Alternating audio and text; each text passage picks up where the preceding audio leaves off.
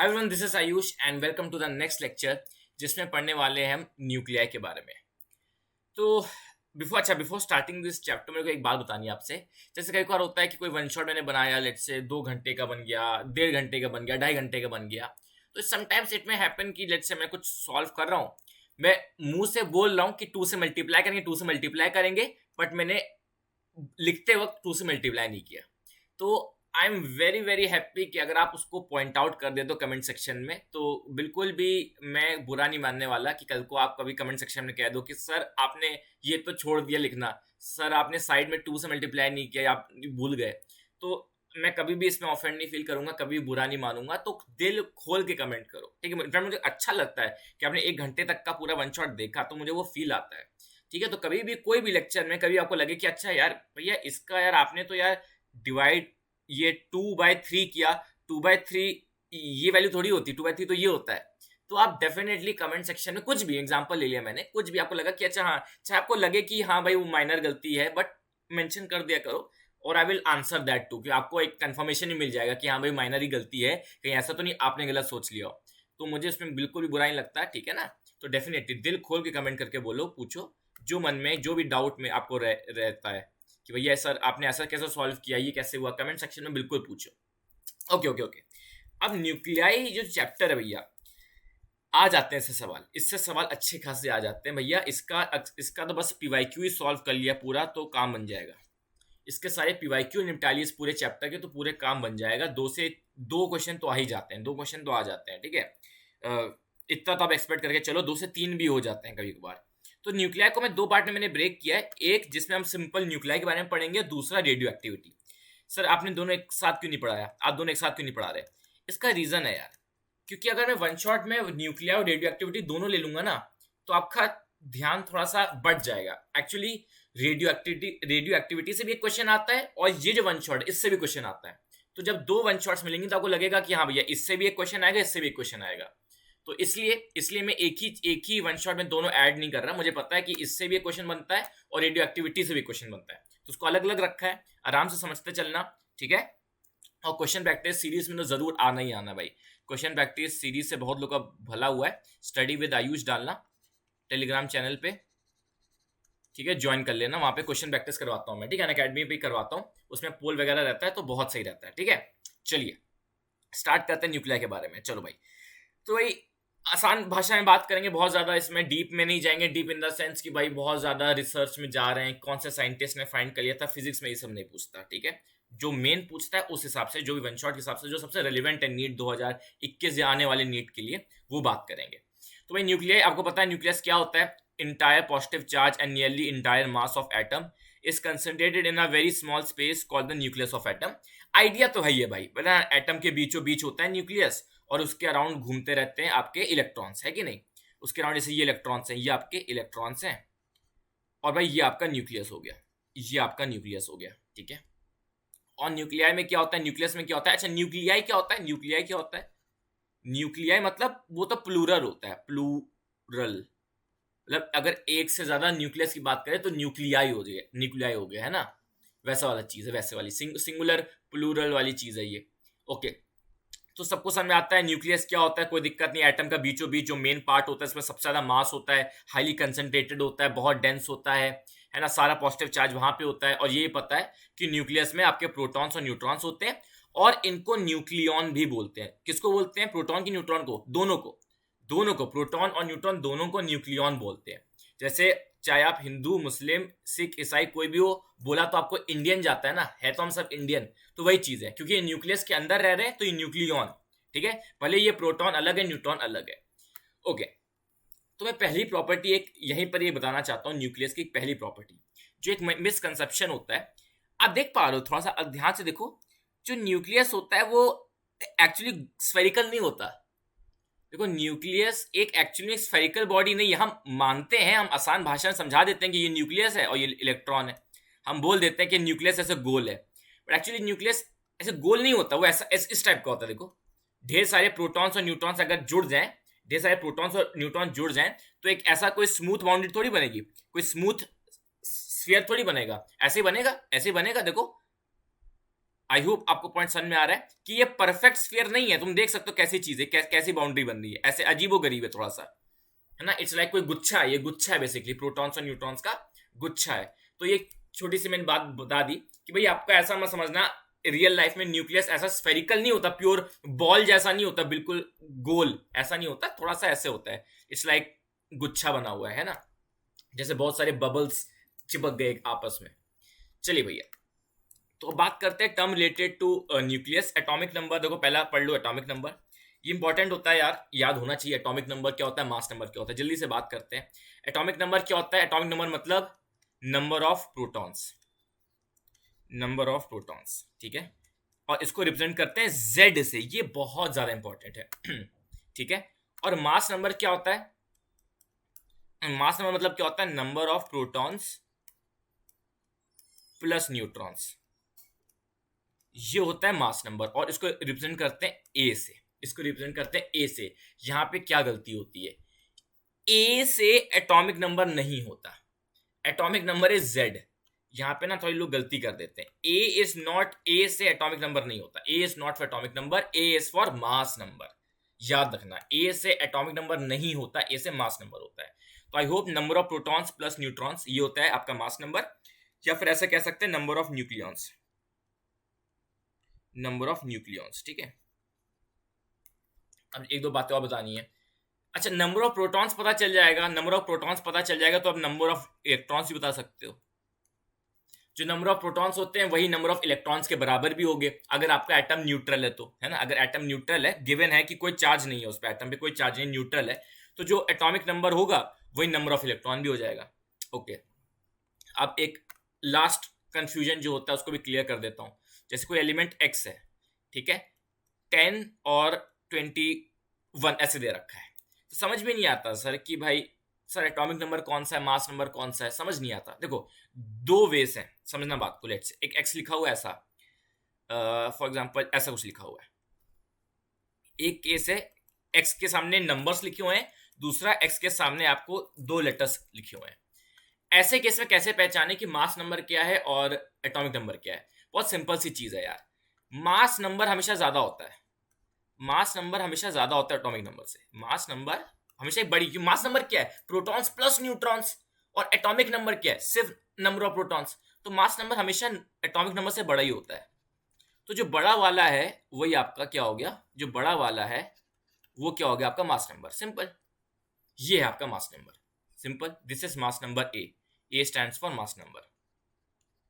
I hope point is clear. और ये जो छोटा वाला होता है वो जेड हो जाएगा, दैट इज एटॉमिक नंबर। तो जो बड़ा वाला है वो सिंपली मास नंबर है। अब अगर अल्फाबेट्स के फॉर्म में लिखा हो कि ए और जेड, तब तो आपको फिर समझना पड़ेगा ऐसा। तब तो आप अल्फाबेट्स, अब इसमें तो बता नहीं सकते क्या बड़ा क्या छोटा, तो आप सिंपली बोलो जेड होता है एटॉमिक नंबर। तो इसमें मतलब कि इसमें जो नीचे वाला है, इसमें जो नीचे एक्स के जो नीचे है, इसमें ये एटॉमिक नंबर है, ये जेड का मतलब होता है एटॉमिक नंबर। तो आपको इसमें सिंपली ऐसे देख लेना है। और ए क्या है आपका? Mass number. तो यहां पे ऊपर है मास नंबर, नीचे एटॉमिक नंबर। सर कोई फिक्स रूल नहीं है क्या? कोई फिक्स रूल नहीं है कि एटॉमिक नंबर ऊपर होगा कि नीचे होगा। हालांकि एक फिक्स रूल है, ऑनेस्टली फिक्स रूल है, बट अलग अलग बुक्स में ना बहुत अलग अलग कर दिया गया है। तो मैं बेटर है फिक्स रूल से अच्छा आप ऐसे देख लो ना, ठीक है। नंबर ही मैक्सिमम 99% ऐसे ही होगा, 99.9% आपको नंबर ही गिवन होंगे। तो उसमें आप जो बड़ा होगा वो आपका मास नंबर है। क्लियर है, समझ में आता है?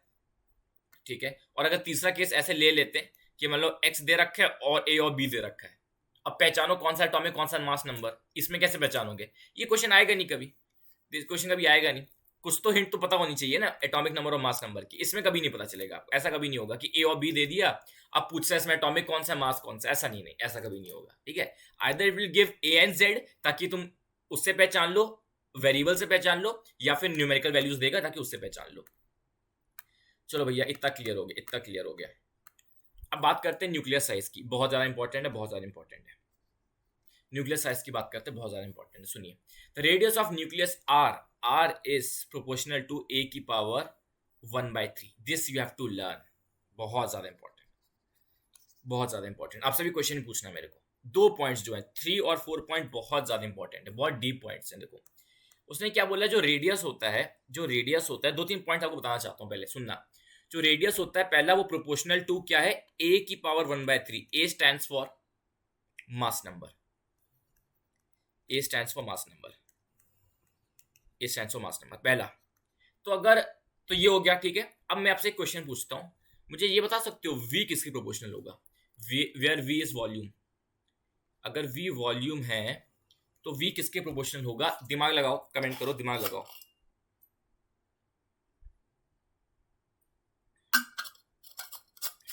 ओके, तो answer is v will be proportional to a। Sir कैसे आया, सर कैसे आया? देखो न्यूक्लियस क्या होता है, न्यूक्लियस स्फेरिकल तो होता नहीं है, बट हम मानते तो वही है। It is not exactly spherical, but हमको एजम्पशन मानना, स्फेरिकल ही मानना पड़ेगा, तभी हम स्फेरिकल मान के सारे क्वेश्चंस करेंगे, ठीक है। वो तो मैंने एक पॉइंट बता दिया था भैया। एक स्फीयर का वॉल्यूम क्या होता है, स्फीयर का वॉल्यूम होता है 4/3 pi r cube, 4/3 pi r cube. अगर r प्रोपोर्शनल है a की पावर 1/3 से, तो r क्यूब प्रोपोर्शनल होगा a की पावर 1/3 इंटू 3, ठीक है, ठीक है, क्लियर होते मेरी बात। a की पावर ऐसे कर लेते हैं, a की पावर 1/3 का क्यूब, ठीक है, ऐसे कर लेते हैं। तो r cube proportional to a की power 1/3 into 3, that is r cube proportional to a। तो जो वॉल्यूम होता है वो प्रोपोर्शनल किसके होता है, a के होता है। तो ये दोनों पॉइंट याद रखिए, दोनों पॉइंट तो ये याद करना है, r वाला वॉल्यूम तो तुरंत ही निकाल लोगे, क्लियर है। वॉल्यूम की प्रोपोर्शनैलिटी भी समझ में आ गई।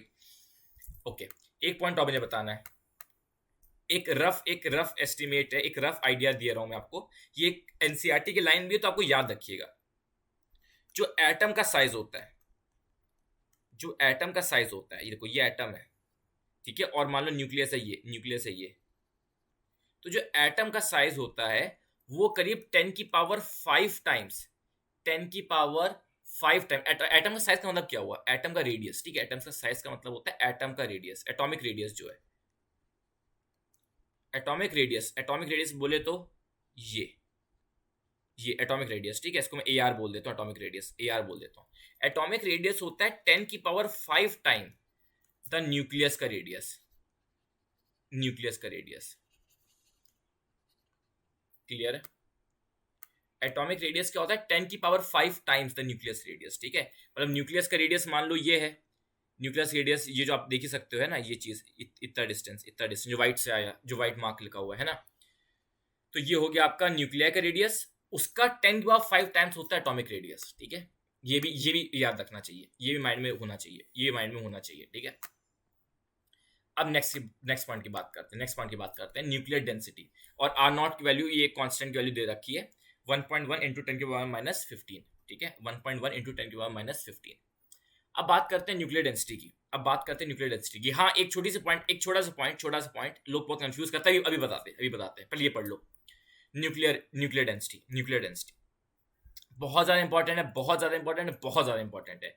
हर न्यूक्लियस की, एवरी एलिमेंट, कोई भी ऑक्सीजन लो, फॉस्फोरस लो, कैल्शियम लो, सबके न्यूक्लियस की डेंसिटी सेम है,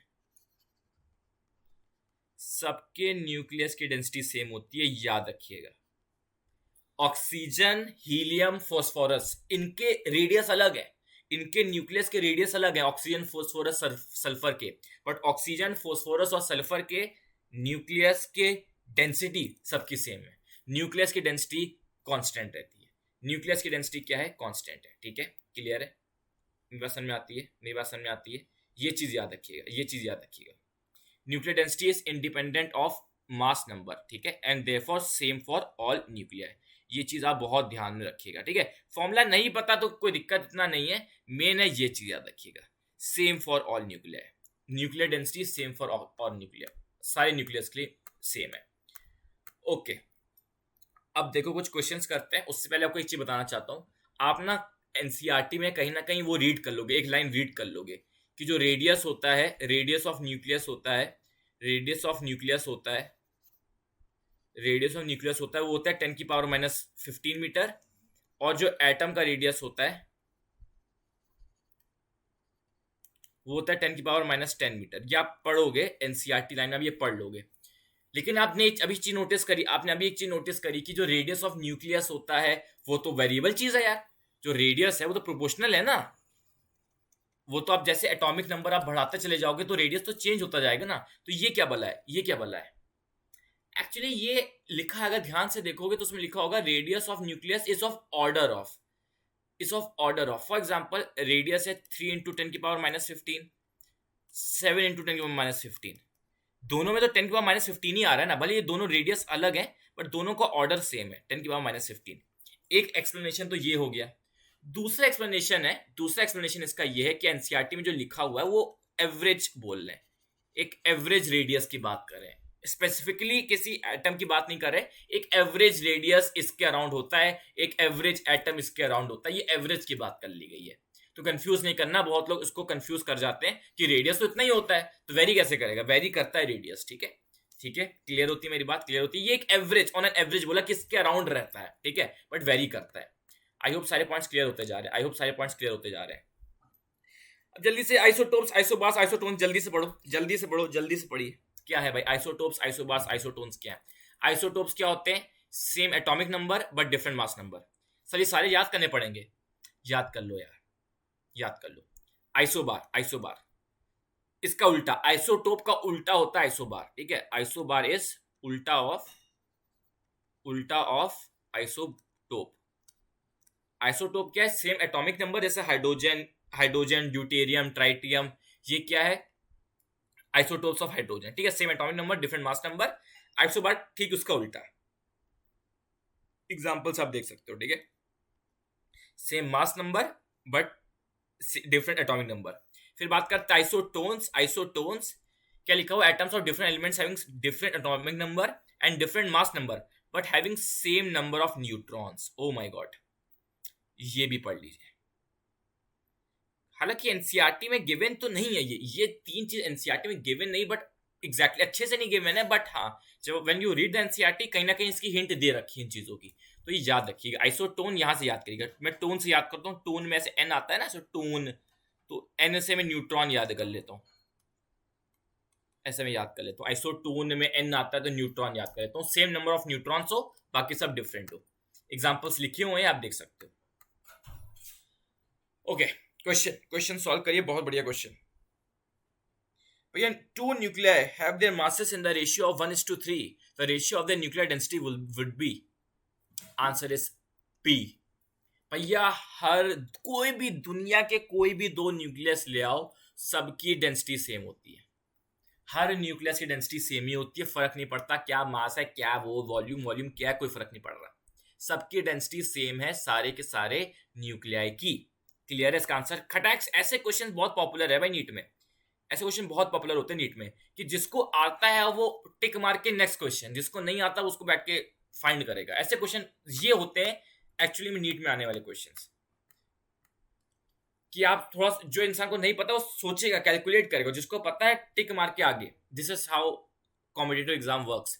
the mass density of nucleus varies with mass number S. Mass density का मतलब क्या होता है? नॉर्मल डेंसिटी, ठीक है, मास डेंसिटी मतलब डेंसिटी, ठीक है, डेंसिटी मास डेंसिटी होती है, ठीक है, मास अपॉन वॉल्यूम ही होता है, तो वही मास डेंसिटी मतलब density varies with mass number A S, constant, constant, ठीक है। तो ऐसे क्वेश्चंस देखिए आए हुए हैं, ठीक है।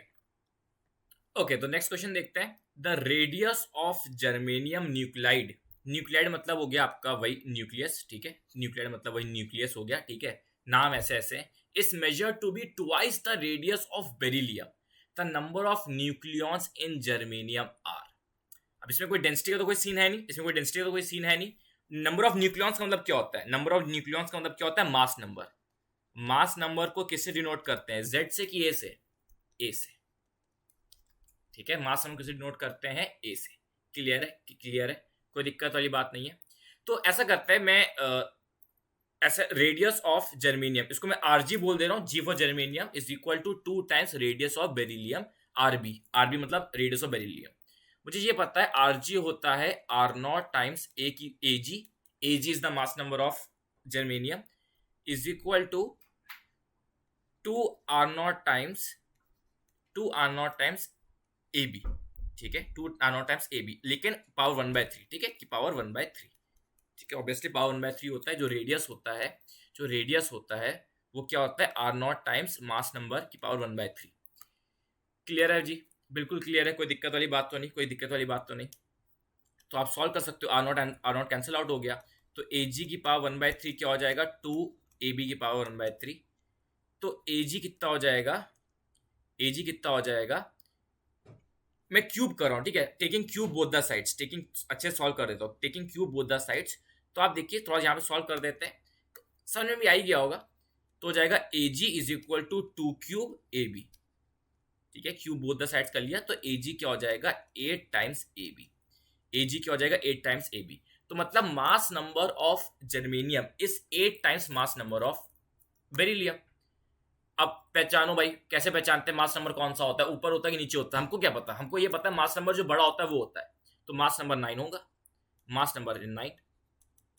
ए stands for mass number, A for not atomic, ठीक है, ये कंफ्यूजन हो जाता है, मुझसे बहुत गलतियां होती थी, ठीक है। तो ए स्टैंड्स फॉर मास नंबर, तो भैया इसका आंसर आ गया, तो मास नंबर ऑफ जर्मेनियम आ गया भैया, ए जी आ जाएगा 9 इंटू 8 दैट इज 72। अच्छा, आपको ये सॉल्विंग में यहाँ पे दिखा नहीं होगा, राइट, दिखा नहीं होगा, सॉरी यार उसके लिए, रियली सॉरी।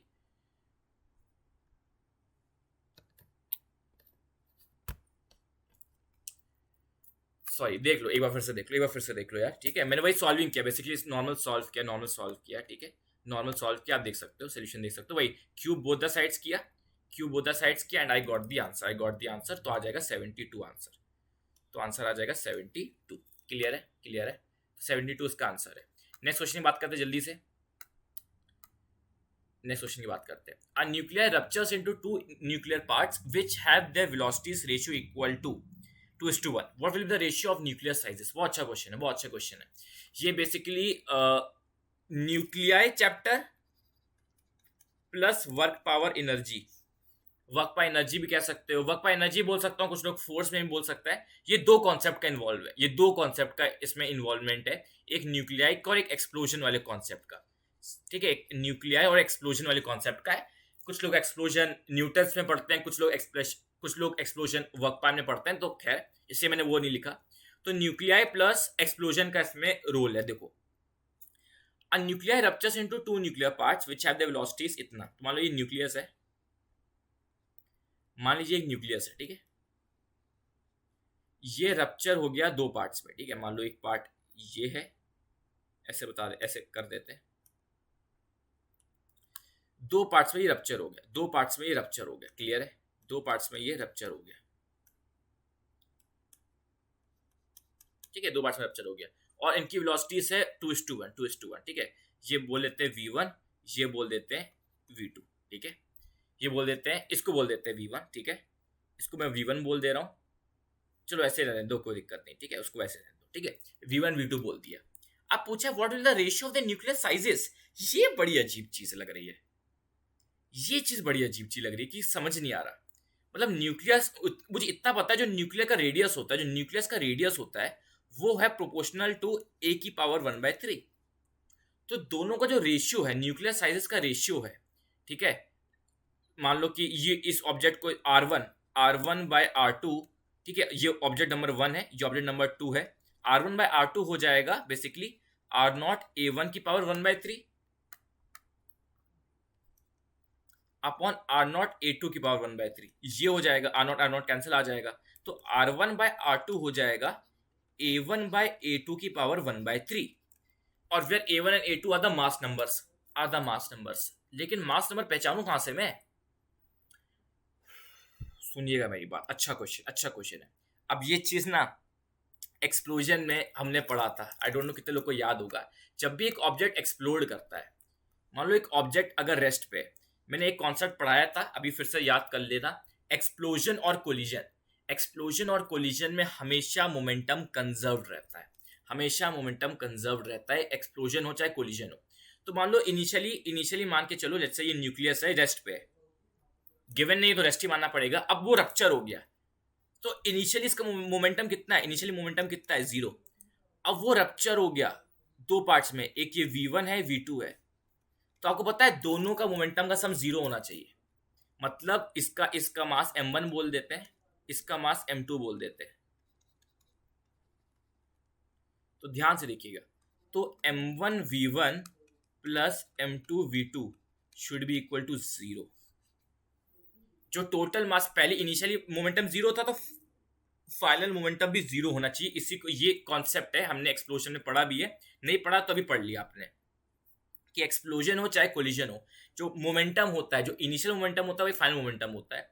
तो देखो अभी भी इसका मोमेंटम, इस ऑब्जेक्ट का m1 का मोमेंटम और m2 का मोमेंटम, इन दोनों का सम करेंगे तो 0 ही आना चाहिए, 0 ही आना चाहिए, ठीक है, 0 ही आना चाहिए। अब वेक्टर्स हटा देते हैं, मैं राइट हैंड साइड को पॉजिटिव बोल देता हूं और लेफ्ट हैंड साइड को मैं नेगेटिव बोल देता हूं। तो ये हो जाएगा plus mv1 minus m2v2 is equal to 0। ठीक है, मैंने क्या बोल दिया कि जो चीज राइट में जाएगी उसको मैं नेगेटिव बोल दूंगा। जैसे आप बोलते हो ना, जैसे कोई वेक्टर राइट में जाता है, कोई वेक्टर राइट में जाता है, तो आप उसको क्या बोलते हो, माइनस आई कैप नहीं बोल देते हो। आप उसको ऐसे एज्यूम कर सकते हो, आप उसको ऐसे भी एज्यूम कर सकते हो। इसको आप ऐसे लिख सकते हो, m1v1 आई कैप लिख सकते हो, क्योंकि ये राइट साइड जा रहा है ना। इसको आप ऐसे ही लिख सकते हो, m1 m2v2 माइनस आई कैप लिख सकते हो, ऐसे लिख सकते हो, ऐसे लिख सकते हो, कोई दिक्कत नहीं है। मैंने ऐसे डायरेक्टली भी लिख दिया, कोई दिक्कत नहीं है। तो क्या हुआ, m1v1 किसकी इक्वल हो गया, m2v2 के, ये इक्वल हो गया। तो मासेस का रेशियो देखो, m1 बाय m2 आ रहा है, ऐसे कर देते हैं, v1 बाय v2 आ जा रहा है m2 बाय m1। ठीक है, तो मतलब v1 बाय v2 गिवन है 2:1, 2:1। तो m2 बाय m1 भी कितना हो जाएगा, 2:1। ये चीज क्लियर हो गई, ये चीज हमको मासेस का रेशियो मिल गया, हमको मासेस का रेशियो मिल गया। लेट से अगर m1 का मास है लेट से 1, तो m2 का मास कितना है 2, इसका मासेस का रेशियो मिल गया, मासेस का रेशियो मिल गया। अच्छा, मास और मास नंबर सेम होता है ना, ये बताओ पहले, एटम का मास और एटम का मास नंबर सेम होता है क्या, ये बताओ। ऑलमोस्ट सेम होता है। देखो एटम का मास होता है, एटम का मास मतलब mass of proton plus neutron plus electron, versus mass number मतलब number of protons plus neutrons, number of protons plus neutrons. और एक्चुअली मान लो number of protons plus neutrons let say है 10, तो मास कितना हो जाएगा 10 AMU। सिंपल, जो मास नंबर होता है वहीं से हमने मास निकाल सकते हैं। अगर मास नंबर 10 है तो न्यूक्लियस का मास कितना हो जाएगा 10 AMU। AMU is the unit. ठीक है, अब इसके बारे में बात करेंगे, आगे चल के बात करेंगे। ठीक है, तो अब देखिए, तो बेसिकली क्या है, ये जो मास नंबर बोलूं चाहे एटॉमिक मास बोलूं, एटम का मास नंबर और एटॉमिक, जब देखो समझने मेरी बात, सुनिएगा मेरी बात, सुन लेना, अब क्लियर कर लेना। यहाँ पे एटॉमिक मास की बात करो, हो सकता है एटॉमिक मास निकल के आए number of neutrons plus protons plus electrons का मास, इसका लेट से आंसर निकल के आ रहा है 10.1 AMU। AMU एक यूनिट है, अभी उस पे ज्यादा चर्चा मत करना, 10 पॉइंट ऐसे लिख देते हैं, 10.01 AMU ऐसे लिख देते हैं कि एटम का मास 10.01 AMU। AMU is just a unit, जैसे केजी ग्राम होता है वैसे यूनिट मान के चलो। ठीक है, और मास नंबर जो होगा, मास नंबर से जो मास आएगा, लेट से मास नंबर निकल के आया लेट से 10, तो मास नंबर से जो मास आएगा वो क्या आएगा 10 AMU, which is almost same, right? which is almost same। अभी AMU की कहानी बताएंगे, अभी AMU कहानी बताएंगे। ठीक है, अभी इतना समझ लो। तो भैया R1 बाय R2 क्या हो गया, जो मास नंबर का रेशियो है वही मासेस का रेशियो है। अच्छा क्वेश्चन था भाई, मैंने ले लिया इसलिए ले लिया। ठीक है, तो इसको ऐसे कर सकते हो A1 बाय A2। तो भैया M2 बाय M1 कितना था 2:1, तो ये हो जाएगा 1:2। ठीक है, की पावर 1/3। तो इसका आंसर आ जाएगा आपका D, इसका आंसर आपका आ जाएगा D। ठीक है, क्लियर है, अच्छा क्वेश्चन था, अच्छा क्वेश्चन था। अब बात कर लेते AMU की अच्छे से, अब बात कर लेते AMU की अच्छे से। अब देखो, मैं let me explain AMU।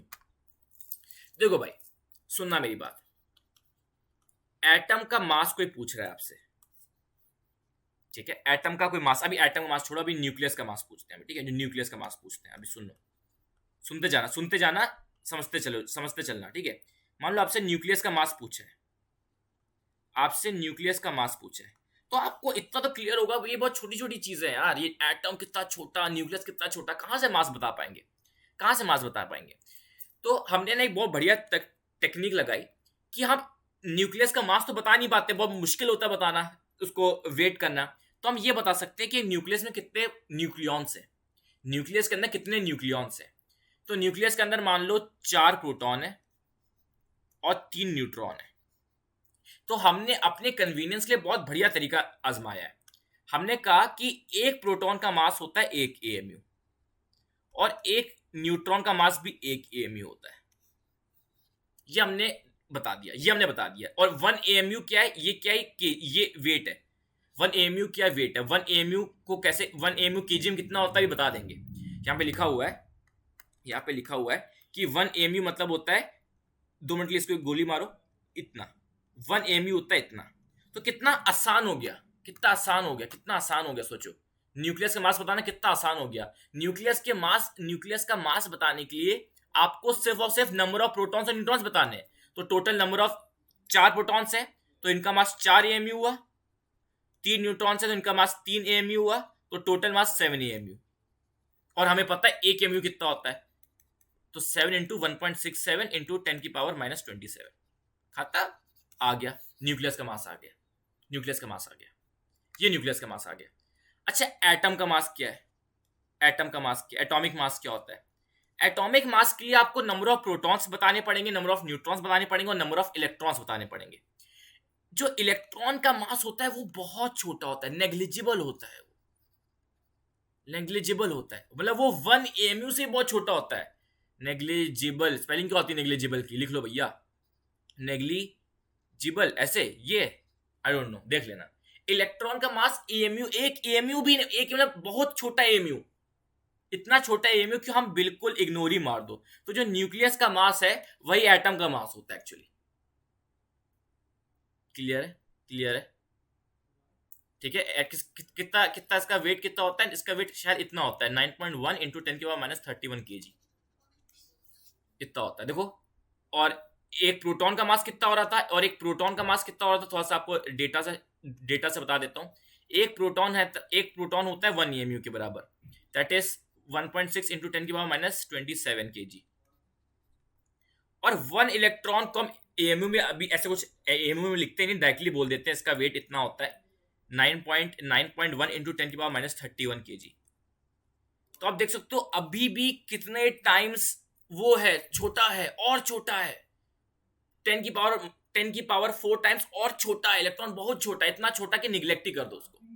I hope point clear हो गया होगा बेसिकली। तो जो न्यूक्लियस का मास होता है वही एटम का मास होता है। अब बात करते हैं नेक्स्ट पॉइंट की। आई गेस एक छोटा सा ये चीज ऊपर जानी थी, गलती से नीचे आ गई। चलो अब बात करते हैं नेक्स्ट पॉइंट की। ये चीज बहुत बढ़िया है, ये बहुत इंपॉर्टेंट है। 1 AMU अभी पता चल जाएगा। अभी इसको पढ़ते हैं। 1 AMU होता है 931 कैपिटल MeV, मतलब मेगा इलेक्ट्रॉन वोल्ट। मेगा मतलब क्या होता है? 10 की पावर 6, ये होता है मेगा का मतलब। तो 1 AMU होता है 931 इंटू 10 की पावर 6 इलेक्ट्रॉन वोल्ट। क्लियर है। अभी इसको याद करना इंपॉर्टेंट है, बहुत ज्यादा इंपॉर्टेंट है। अभी मैं इस पे वापस आऊंगा, ठीक है। जल्दी से पहले ये पढ़ लेते हैं। मास एनर्जी रिलेशनशिप पढ़ते हैं पहले, उसके बाद हम ये करेंगे। ये एल्बर्ट आइंस्टाइन ने बताया था। इसकी बहुत बढ़िया स्टोरी है। ये एक बहुत ही बड़ी रिसर्च है, ये बहुत ही बढ़िया रिसर्च है एल्बर्ट आइंस्टाइन की, कि भाई उनने जो इन्हें रिजल्ट बताया, जो आइंस्टीन ने जो इसका रिजल्ट बताया, वो एक ऐसा फिनोमिनल रिजल्ट था कि कोई बिलीव ही नहीं करता था। सामने कहा था बेवकूफ हो तुम। बाद में ये सच साबित हुआ और लोग को इतनी एम्बैरेसमेंट फील हुई और लोगों ने कुछ पॉलिटिक्स खेला। और पता, एल्बर्ट आइंस्टाइन को कभी भी नोबेल प्राइज इससे मिला नहीं, इसके वजह से कभी भी नोबेल प्राइज नहीं मिला, जबकि ये बहुत बड़ी रिसर्च थी, बट नोबेल प्राइज कभी इसकी वजह से कभी नहीं मिला। तो नोबेल प्राइज किसकी वजह से मिला था? फोटोइलेक्ट्रिक इफेक्ट की वजह से। फोटोइलेक्ट्रिक इफेक्ट इसके मुकाबले बहुत छोटी चीज थी उनके लिए, तो उन्हें क्या थोड़ा सा पॉलिटिक्स खेलते नोबेल प्राइज दे देते हैं फोटोइलेक्ट्रिक इफेक्ट के नाम पे, इसके नाम पे नहीं दिया। यही है, पॉलिटिक्स चलती रहती है। E is equal to MC square. ये क्या है बेसिकली? ये मास एनर्जी रिलेशनशिप क्या है बेसिकली? कि अगर एक मास, जैसे मैं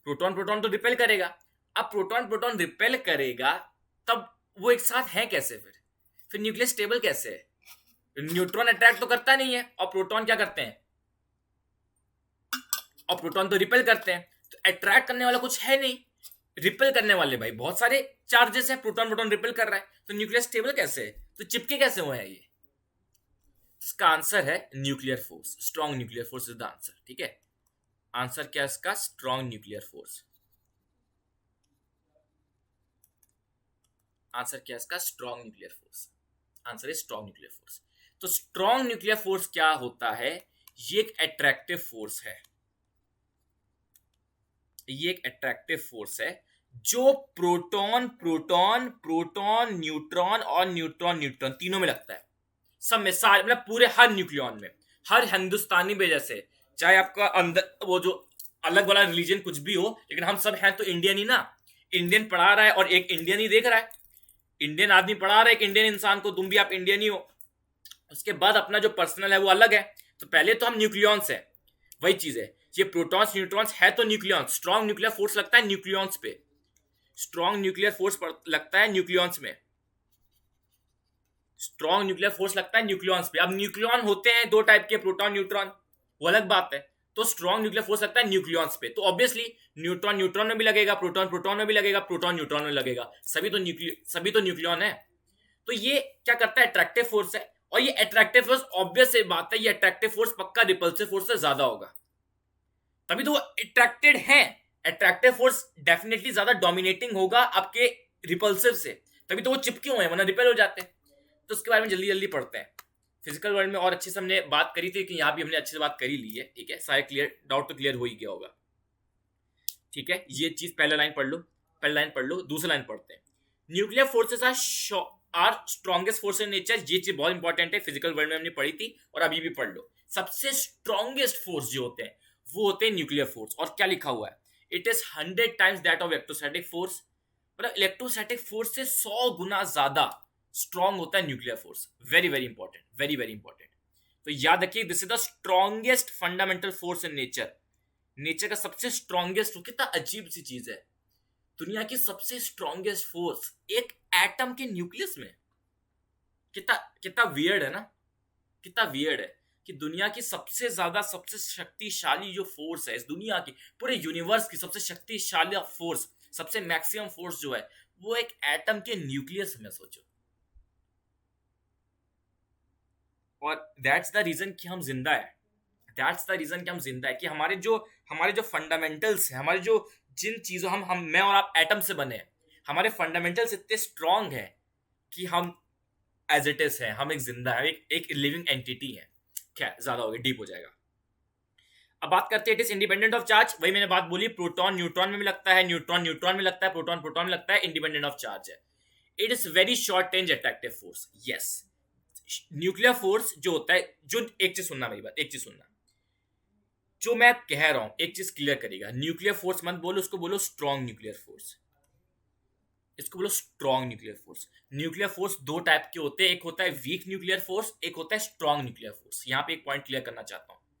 जो proton proton proton neutron neutron neutron जो न्यूक्लियॉन्स के अंदर लगता है, वो लगता है स्ट्रॉन्ग न्यूक्लियर फोर्स। एक होता है वीक न्यूक्लियर फोर्स, वो अलग चीज है, वो ऐसा जितना कोर्स में नहीं है, वो दूसरी जगहों पे लगता है। वो फिजिकल वर्ल्ड में देख लेना, थोड़ा सा मैंने बताया, वो उतना इंपॉर्टेंट नहीं है। हमें ये स्ट्रॉन्ग न्यूक्लियर फोर्स मैंने पढ़ रहे हैं हम। ठीक है, स्ट्रॉन्ग न्यूक्लियर फोर्स होता है स्ट्रॉन्गेस्ट फोर्स। ठीक है, ये शॉर्ट रेंज फोर्स है। शॉर्ट रेंज का मतलब क्या होता है? शॉर्ट रेंज मतलब ज्यादा दूर तक नहीं लगता। इमेजिन करो, ये शॉर्ट रेंज ना होता, ये शॉर्ट रेंज ना होता, तब तो मेरा एक एटम ना जाने इस बॉटल के एटम को खींच लेता। मेरे एक एटम के अंदर जो न्यूक्लियस में फोर्स लग रहा है, सोचो, इतना स्ट्रॉन्गेस्ट फोर्स है, स्ट्रॉन्गेस्ट फोर्स है। तो एक एटम के अंदर जो न्यूक्लियस है वो, स्ट्रॉन्ग न्यूक्लियर फोर्स अट्रैक्टिव है, स्ट्रॉन्ग न्यूक्लियर फोर्स अट्रैक्टिव है, तो ये भी चिपक जाती मेरे से, ये बॉटल चिपक जाती, क्योंकि इतना स्ट्रॉन्ग फोर्स है, तो मैं सबको अट्रैक्ट नहीं कर लेता। I hope point is clear. तो भाई शॉर्ट रेंज होना बहुत जरूरी है, क्योंकि शॉर्ट रेंज होने से क्या करेगा, वो अपने ही न्यूक्लियॉन्स को बाइंडेड रखेगा। एटम्स में जो अपने न्यूक्लियॉन्स है उसी को बाइंडेड रखेगा स्ट्रांग होने की वजह से। ऐसा नहीं होगा कि किसी दूसरे के एटम खींच लिए, दूसरे के एटम के प्रोटॉन खींच लिए, वरना तो फिर प्रॉब्लम हो जाती। आई hope the point is clear. Next point की बात करते हैं। It is non central and non conservative. Sir ये क्या बात है? नॉन सेंट्रल नॉन कंजर्वेटिव का मतलब क्या होता है भैया? देखो ये लाइन ना एनसीईआरटी में गिवन नहीं है, बट माइंड में रख लो यार। नॉन सेंट्रल है और नॉन कंजर्वेटिव है, ठीक है। सर आपने बताया था नॉन कंजर्वेटिव से 3 ही टाइप के होते हैं। आपने बताया था नॉन कंजर्वेटिव सर आपका हम वन शॉट फॉलो करते हैं। आपने बताया नॉन कंजर्वेटिव हमारे कोर्स में 3 ही है, तीन ही है, विस्कस, फ्रिक्शन, एयर ड्रैग। ये नॉन कंजर्वेटिव फोर्स है। ये माइंड में रख सकते हो, स्ट्रॉन्ग न्यूक्लियर फोर्स भी नॉन कंजर्वेटिव होता है, बट एनसीईआरटी में गिवन नहीं है, ठीक है। मान के चलो नॉन सेंट्रल और नॉन कंजर्वेटिव, ये याद कर लो। ज्यादा मैं डिटेल में जा रहा, ठीक है, डिटेल में नहीं जा रहा। अब एक पॉइंट और बाकी है, वो है आपका एनसीईआरटी का पॉइंट है। देखो यार, आपने एक चीज नोटिस तो कर ली भाई, सबको बहुत अच्छे सन में आ गया कि भाई जो हमारे जो न्यूक्लियर फोर्सेस है बहुत स्ट्रॉन्ग इतने ज्यादा है कि वो प्रोटॉन्स और न्यूट्रॉन सबको अटैक कर लेते हैं। बट इसमें एक दिक्कत भी है। अगर वो इतने स्ट्रॉन्ग है, वो इतना अट्रैक्ट कर ले रहे, कहीं ऐसा तो नहीं हो जाएगा कि वो प्रोटॉन न्यूट्रॉन को इतना ज्यादा अट्रैक्ट कर ले कि वो एक दूसरे में मिला ही दे? समझो मेरी बात। अगर दो चीजों को मैं ऐसे एक साथ पास ले आऊं तब तो अच्छी चीज है, पर इतना पास ले आऊं कि वो क्रश ही हो गए, वो एक दूसरे के अंदर घुस ही गए, वो भी तो नहीं होना है। तो नेचर ने बहुत प्यारी चीज बनाई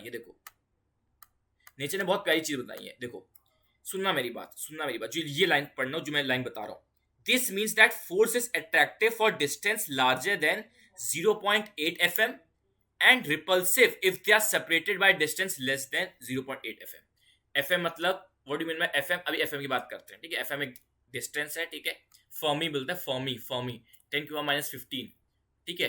FM मतलब फर्मी होता है 10⁻⁻15। बट छोड़ो उसको।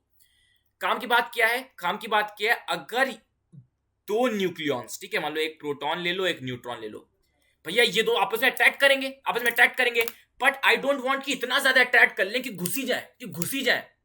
तो एक लिमिट के बाद यही अट्रैक्टिव फोर्स रिपल्सिव हो जाता है। जैसे रिलेशनशिप, इसके मैं काफी रिलेशनशिप की काफी बातें करूंगा। जैसे रिलेशनशिप पे 2 लोग पास आते हैं, अच्छा लगता है, लेकिन एक दूसरे में घुस ही जाओगे तब दिक्कत आ जाएगी, तब दरारें आ जाएंगी। तो दूसरे का पर्सनल स्पेस में घुस जाओगे, दूसरे अपनी गर्लफ्रेंड या बॉयफ्रेंड के, तो फिर वो रिपल्शन आ जाएंगे, ठीक है। तो ज्यादा एक दूसरे के प्राइवेट स्पेस में मत घुसा करिए, ठीक है। पास आइए, रिलेशनशिप में पास आइए, बट पर्सनल स्पेस में मत घुसिए। क्लियर है। तो ये चीज, तो ये फोर्स रिपल्सिव हो जाता है जब बहुत पास आ जाते हैं, ज्यादा मत घुसा करिए। अब ये पोटेंशियल एनर्जी का क्या ये ग्राफ है? अरे ये बहुत सिंपल सी चीज है, देखो समझाना चाहता हूँ, थोड़ा समझ लेना। देखो आप एक चीज नोटिस कर सकते हो, पोटेंशियल एनर्जी जीरो, ये है जीरो वाली पोटेंशियल एनर्जी जीरो वाली। तो आप देखो इसमें ना एक पॉइंट समझना। तो देखो ये है R0 डिस्टेंस, ये R0 है। इसका मतलब क्या होता है? ये एक्सप्लेनेशन इसका क्या है बेसिकली, कि वो ये कहना चाहता है, आप थोड़ा नोटिस करना, इस पॉइंट के बाद पोटेंशियल एनर्जी पॉजिटिव होगी ना, इस पॉइंट के बाद, मतलब इससे आप पीछे जाओगे तो पोटेंशियल एनर्जी पॉजिटिव हो जाएगी। तो वही चीज वही कहना चाह रहा है वो। एक ग्राफ बेसिकली ये बताता है कि एक पर्टिकुलर डिस्टेंस से और कम कर लोगे डिस्टेंस, एक पर्टिकुलर डिस्टेंस जो लिखा हुआ है, डॉटेड लाइन है, इससे और कम डिस्टेंस कर लोगे तो पोटेंशियल एनर्जी पॉजिटिव हो जाएगी। That is very bad.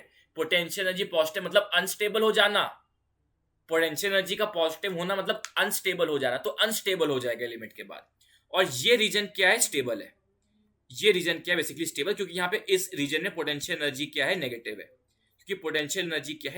तो ये रीजन स्टेबल है।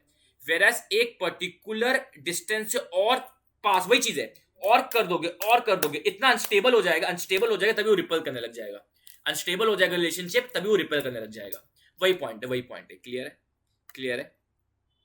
और अगर मैं पूछूं मोस्ट स्टेबल पोजीशन क्या है? मोस्ट स्टेबल पोजीशन है ये वाली R0, क्योंकि इस पॉइंट पे सबसे कम पोटेंशियल एनर्जी है। पोटेंशियल एनर्जी जितनी कम उतना ज्यादा स्टेबिलिटी होता है। इतना बात को माइंड में रखिएगा। पोटेंशियल एनर्जी जितना कम उतना ज्यादा क्या होता है? उतना ज्यादा स्टेबिलिटी आती है। पोटेंशियल एनर्जी जितनी नेगेटिव उतना ज्यादा स्टेबिलिटी। क्वेश्चन 31 पढ़िए। इसका आंसर है सी। दैट इज जो स्ट्रॉन्ग न्यूक्लियर फोर्स है वो भेदभाव नहीं करता। आप भी इंडियन, मैं भी इंडियन, कोई भेदभाव नहीं है, मेरे और आपके राइट्स इक्वल है।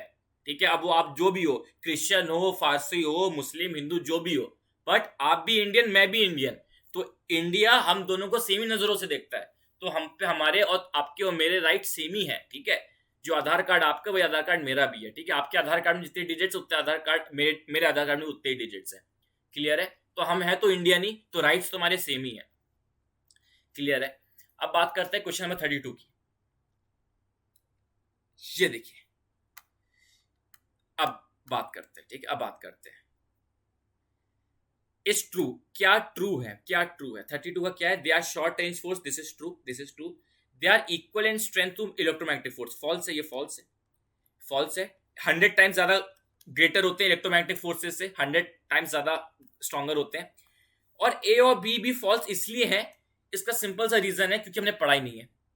अगर ये ऐसा कुछ होता, they obey inverse law, third power law, ऐसा कुछ होता तो हम पढ़ते हैं ना, हमने पढ़ाई नहीं तो फॉल्स है, हमने पढ़ाई नहीं तो फॉल्स है।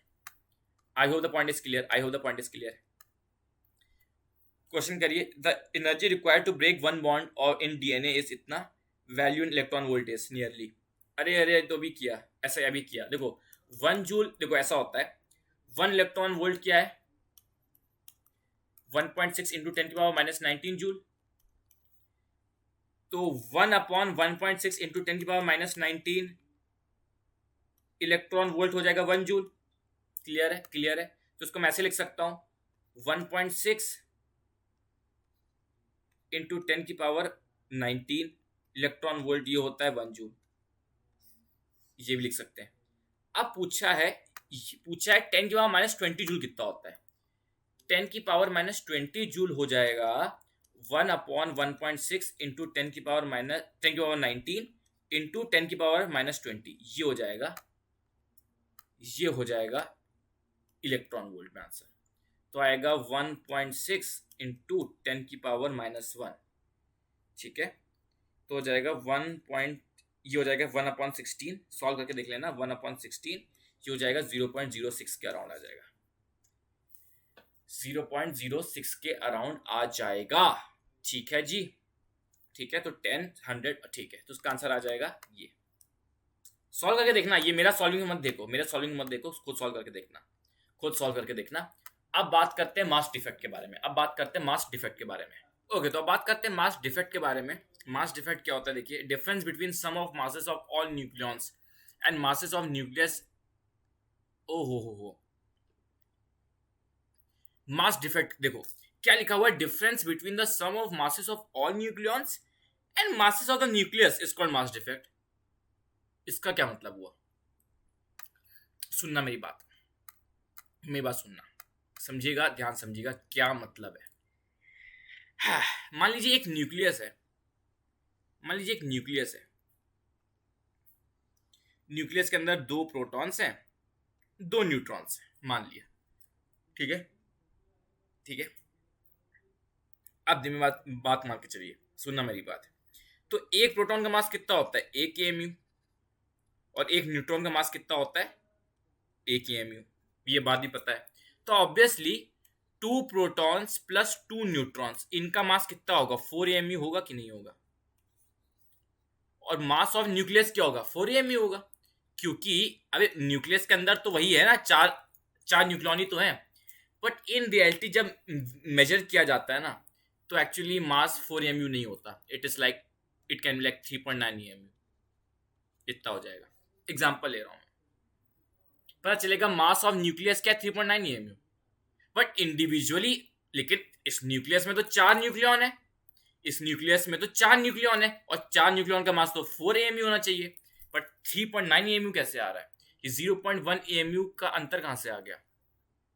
बस सिंपल सी चीज है। होता क्या है ना, जब मान लो, एग्जांपल ले रहा हूं, जैसे फॉर एग्जांपल एक प्रोटॉन है और एक न्यूट्रॉन है, एक प्रोटॉन एक न्यूट्रॉन है, मतलब एक लड़का एक लड़की है, अभी सिंगल है तो अपने जो भी कर रहे हैं वो करना दो। ठीक है, अब मान लो वो कपल बन के शादी कर रहे हैं, एक ही घर में कपल बन के आ गए, वो एक प्रोटॉन भी आ गया, न्यूट्रॉन भी आ गया। अब नाउ दे आर कपल्स, ठीक है, नाउ दे आर कपल्स, अब वो एक घर में आ गए।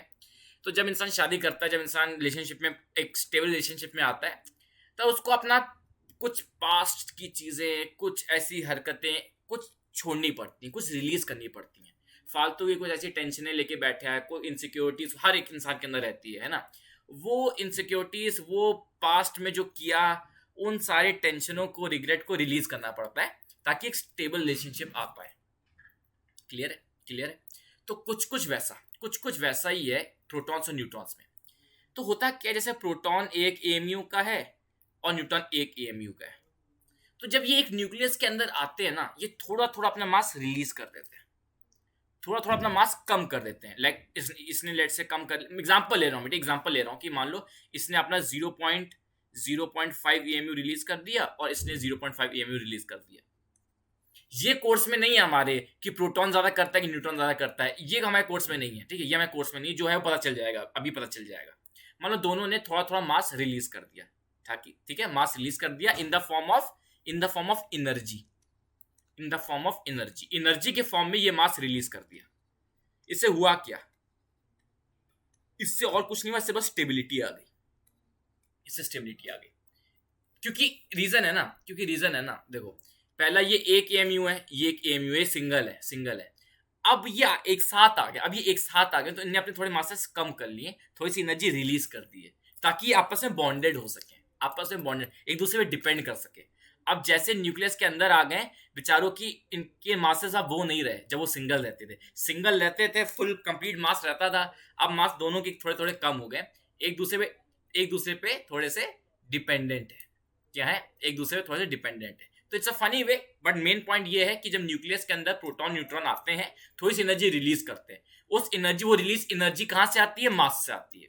तो बेसिकली ये जो 0.1 एएमयू का जो लॉस है मास का, 0.1 एनर्जी का जो लॉस है मास का, ये एनर्जी के फॉर्म में रिलीज हो गया है। क्लियर है? इसी को बोलते हैं मास इफेक्ट। इस कहानी को बोलते हैं मास इफेक्ट। तो इतना लंबा चौड़ा एक्सप्रेशन क्या है? सुनना मेरी बात, ये बहुत सिंपल सा लॉजिक है। देखो, एक न्यूक्लियस है, लेट से इसमें एक न्यूक्लियस है, एक मान लो एक एटम है, लेट से एक्स, मास नंबर मान लेते हैं ए, एटॉमिक नंबर लेट से जेड। तो भैया जेड प्रोटॉन्स होंगे, क्योंकि देखो सुनना मेरी बात, जेड प्रोटॉन्स होंगे, है कि नहीं? जो एटॉमिक नंबर होता है वो क्या होता है? Number of protons. और मास नंबर क्या होता है? Protons plus neutrons. Mass number क्या होता है? Protons plus neutrons. Mass number क्या होता है? Number of protons plus number of neutrons. ठीक है गाइस, तो सॉरी यार, वो फोन आ जाता है ना, तो बिल्कुल आपने देखा होगा, डीएनडी पे भी करता हूँ, स्टिल इतने ज्यादा कॉल बीच में आ जाते हैं, कुछ ना कुछ अर्जेंट कॉल होता है, उनको मैंने डीएनडी नॉन डीएनडी पे लगा रखा है, तो ये सब हो जाता है यार। ओके, कहाँ पर थे? तो आई गेस मास नंबर समझ में आ गया होगा। मास नंबर क्या होगा? मास नंबर होता है basically number of protons plus neutrons. तो mass number minus number of protons हो जाएगा न्यूट्रॉन्स, तो mass number minus atomic number हो जाएगा नंबर ऑफ न्यूट्रॉन्स। ये तो आना भी चाहिए, तो हमने बहुत बचपन में भी पढ़ा ये सब चीजें, है कि नहीं? तो कोई दिक्कत वाली बात है नहीं। तो mass number minus atomic number ये हो जाएगा आपका नंबर ऑफ न्यूट्रॉन्स। तो बेसिकली मास नंबर क्या होता है आपका? ए माइनस जेड, ये हो गया नंबर ऑफ न्यूट्रॉन्स। तो ए माइनस जेड ये होता है नंबर ऑफ न्यूट्रॉन्स। तो बस खत्म हो गया। मास डिफेक्ट क्या है? सारे प्रोटॉन्स, देखो Z इंटू एमपी, मतलब क्या हुआ? सारे प्रोटॉन्स का मास। Z इंटू एमपी क्या है? Z इंटू एमपी क्या है? MP is mass of proton, तो mass of proton into Z, तो ये है total mass of proton plus total mass of neutron minus mass of nucleus. वही तो किया, जैसे 2 प्रोटॉन का मास प्लस 2 न्यूट्रॉन का मास, ये हो गया, तो टोटल 4 बन गया, 4 न्यूक्लियन आ गए, माइनस मास ऑफ न्यूक्लियस। देखो जरा समझ में आया कि नहीं समझ में आया? माइनस ये मास ऑफ न्यूक्लियस है। वही तो करा यार, जैसे 2 प्रोटॉन थे 2 न्यूट्रॉन थे, तो मास डिफेक्ट क्या होगा? तो प्रोटॉन का मास ऐड करो प्लस 2 न्यूट्रॉन का मास ऐड करो, जो टोटल मास आएगा माइनस मास ऑफ न्यूक्लियस कर दो। वही तो किया। और ये जो दो कैसे निकालते हैं? नंबर, एटॉमिक नंबर ही होता है नंबर ऑफ प्रोटॉन्स, और मास नंबर माइनस एटॉमिक नंबर होता है number of neutrons. I hope the point is clear. Nuclear binding energy अब बात करते हैं। इससे पहले कुछ क्वेश्चंस हैं, पहले कुछ क्वेश्चंस कर ले भाई, क्वेश्चंस कर ले बाबूजी। ओके, फिर बाइंडिंग एनर्जी की बात कर लेंगे। Binding energy I guess the last topic है, फिर क्यू एनर्जी और बाइंडिंग एनर्जी है, फिर जल्दी से बात खत्म करते हैं लेक्चर को। चलो फिर भैया अनअकैडमी पे क्लास भी लेनी है, टेस्ट भी है। चलिए चलो जी चलो। Okay, nuclear binding energy this, average binding energy ये हो गया। अब ये क्वेश्चन देखते हैं, ये देखिए। अच्छा, binding energy represents it's energy in, हो ये भी समझ में नहीं आएगा अभी आपको। बाइंडिंग एनर्जी तो पढ़ा नहीं है भाई, बाइंडिंग एनर्जी तो भी पढ़ा नहीं है। ओके, ये क्वेश्चन करते हैं, ये क्वेश्चन करते हैं। Mn and Mp represents the mass of neutron and proton respectively. An element having mass m has n neutrons and z protons. The correct relation will be, देखिए वही चीज है, देखो an element having mass number m has n neutrons और z protons. Correct relation, तो देखो जो mass of, जो टोटल मास है प्रोटॉन्स का, z into mass of protons, total mass of protons plus total mass of neutrons, total mass of protons plus total mass of neutrons, ये जो है, ये जो टोटल सम है, पक्का it should be greater than the mass of nucleus, है कि नहीं, है कि नहीं। ये जब फिर उल्टा ही बोल सकते हो, उल्टा ही बोल सकते हो कि जो, जब ये लोग आपस में जुड़े हुए नहीं थे, जब ये लोग सिंगल थे, आपस में जुड़े नहीं हुए थे, तब इनका मास ज्यादा था। और जब ये एटम में फॉर्म हुए, जब वो एटम बने, जब वो न्यूक्लियस बने, एटम बने मतलब जब एटम फॉर्मेशन हो रहा होगा, तो जब वो न्यूक्लियस बने, जब वो न्यूक्लियस बने तब उन्हें कुछ एनर्जी रिलीज कर दी होगी। तभी जब फॉर्मेशन के बाद, कोई भी फॉर्मेशन के बाद हमेशा मास कम हो जाता है। तो वही वही लॉजिक है, वही लॉजिक है। थोड़ा सा ध्यान से देखो, थोड़ा दिमाग चलेगा इसमें। वही चीज है, बहुत ज्यादा एक्सप्लेन नहीं कर सकता इसमें मैं। थोड़ा सा आपको सिंपल, आपका यहाँ पे आपका दिमाग चलेगा। थोड़ा पॉज करो, सोचो कैसे आया, पॉज करो, सोचो कैसे आया, लेस देन कैसे आया। अब बात कर लेते हैं जल्दी से बाइंडिंग एनर्जी की और बाइंडिंग एनर्जी ग्राफ की। चलो, बाइंडिंग एनर्जी क्या होता है भाई, बाइंडिंग एनर्जी क्या होता है, बाइंडिंग एनर्जी क्या होता है, देखो बाइंडिंग एनर्जी क्या होता है। देखो ये पॉइंट क्लियर हुआ, ये पॉइंट क्लियर हुआ। जैसे कोई एक प्रोटॉन और न्यूट्रॉन आपस में घर बनाया, उनने प्रोटॉन और न्यूट्रॉन आपस में घर बनाया, जिस घर का नाम है न्यूक्लियस। तो न्यूक्लियस में जैसे रहने आए, न्यूक्लियस में जैसे रहने आए, तो उनने कुछ एनर्जी रिलीज कर देते हैं। वो एनर्जी कुछ रिलीज कर देते हैं, और एनर्जी रिलीज क्यों करते हैं, स्टेबिलिटी के लिए। एनर्जी रिलीज कर देते हैं स्टेबिलिटी के लिए। और ये एनर्जी रिलीज कैसे करते हैं, अपने मास को रिड्यूस करके। एनर्जी रिलीज कैसे करते हैं, अपने मास को रिड्यूस करके। तो ये जो एनर्जी रिलीज होती है, इसी को बोलते हैं बाइंडिंग एनर्जी, इसी को बोलते हैं बाइंडिंग एनर्जी। ये जो एनर्जी रिलीज होती है, ये जो रिलीज एनर्जी होती है, इसी को बोलते हैं बाइंडिंग एनर्जी, इसी को बोलते हैं बाइंडिंग एनर्जी। कैसे निकालते हैं, कैसे निकालते हैं, अरे यार एनर्जी और मास का तो एक फॉर्मूला ही है। मान लो अगर ने 0.1 AMU, 0.1 AMU अपना मास कम कर दिया, तो कितनी एनर्जी रिलीज हुई होगी, पता ही है भैया, E equal to MC square, E equal to MC square. तो जो बाइंडिंग एनर्जी होती है EB, वो क्या होता है, MC स्क्वायर, सिंपल। और मास, ये M क्या है, this is the mass defect, this is the mass defect. कितना मास आपने लूज किया है, क्लियर हो गया होगा आई गेस। यार थोड़ा सा दिमाग लगे भाई, थोड़ा दिमाग लगेगा, ऐसे नॉर्मल मत बैठो, तो सोचो, दिमाग लगाओ, पॉज करो, सोचो उसको क्या क्या बोल रहा हूं मैं। भैया इनने अपनी एनर्जी, इनने अपना मास कम किया। पहले लेट से मास था, इसमें एग्जांपल ले रहा हूं, मास था जैसे 4 AMU, बट जैसे वो न्यूक्लियस में फॉर्म हुए, इनने अपना मास कर लिया 3.9 AMU। तो बचा हुआ जो 0.1 AMU है, ये जो बचा हुआ 0.1 AMU है, इनने इसका क्या करा, इसको एनर्जी में कन्वर्ट करके रिलीज कर दिया। रीजन क्या था, स्टेबिलिटी, रीजन क्या था, स्टेबिलिटी। क्लियर है। तो भैया बाइंडिंग एनर्जी वही तो है, देखो मास डिफेक्ट इंटू सी स्क्वायर, मास डिफेक्ट इंटू सी स्क्वायर, मास डिफेक्ट इंटू सी स्क्वायर, ये हो गया बाइंडिंग एनर्जी। लो भाई खत्म हो गया। तो अब आई गेस वो क्वेश्चन हो जाना चाहिए आपसे। अब देखो ये क्वेश्चन करते हैं, if MAZ MP MN denotes masses of nucleus. देखो ये रिप्रेजेंट करता है मास of nucleus, MP mass of proton, MN mass of neutron, ये रिप्रेजेंट करता है। तो बाइंडिंग, और B रिप्रेजेंट करता है बाइंडिंग एनर्जी। तो आपको पूछा है ये सब क्या होगा, ये कैसे सॉल्व करेंगे। मैंने क्या बताया, बाइंडिंग एनर्जी क्या होता है, मास डिफेक्ट इंटू सी स्क्वायर।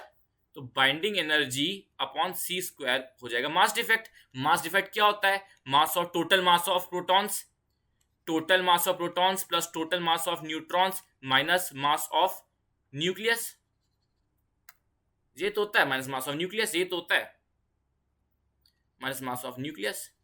तो मास ऑफ न्यूक्लियस निकल जाएगा, मास ऑफ न्यूक्लियस क्या हो जाएगा, लो total mass of proton plus total mass of neutron minus B/c square. अब टोटल मास ऑफ प्रोटॉन क्या होता है, number of protons into mass of proton, जो कैपिटल M दे रखा है, कैपिटल MP दे रखा है। और टोटल मास ऑफ न्यूट्रॉन क्या होता है? नंबर ऑफ न्यूट्रॉन्स, कितना दे रखा है number of neutrons, A minus Z, number of neutrons into mass of one neutron. आगे सॉल्व करके देख लो, सी आ जाएगा। आई hope the point is clear. I hope the point is clear. चलो अब बात करते हैं बाइंडिंग एनर्जी के बारे में। क्लियर हो गया, तो अब एक चीज समझना। अब बाइंडिंग एनर्जी रिलेटेड कैसे है स्टेबिलिटी से? तो कहते ये हैं कि मान लो एक न्यूक्लियस है लेट से ए, एक न्यूक्लियस है लेट से बी। अगर जो न्यूक्लियस ज्यादा एनर्जी रिलीज कर दे तो उसकी बाइंडिंग एनर्जी भी ज्यादा, क्योंकि बाइंडिंग एनर्जी वही तो होता है एनर्जी रिलीज्ड। सुनना मेरी बात। अब क्वेश्चन, लेकिन सर जो मैं ये पढ़ रहा हूं वो क्या है? Minimum energy required to separate the nucleons up to infinite distance on the nucleus. फक छोड़ दो, जितनी एनर्जी रिलीज होती है उतना ही वही बाइंडिंग एनर्जी के बराबर है।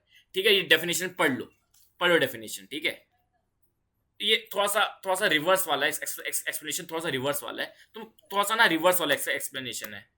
देखो, जितनी एनर्जी रिलीज हुई इसी को बोलते हैं बाइंडिंग एनर्जी। ठीक है, डेफिनेशन में क्या गिवन है कि मैं कितना एनर्जी दूं कि वो वापस ये सिंगल बन जाए।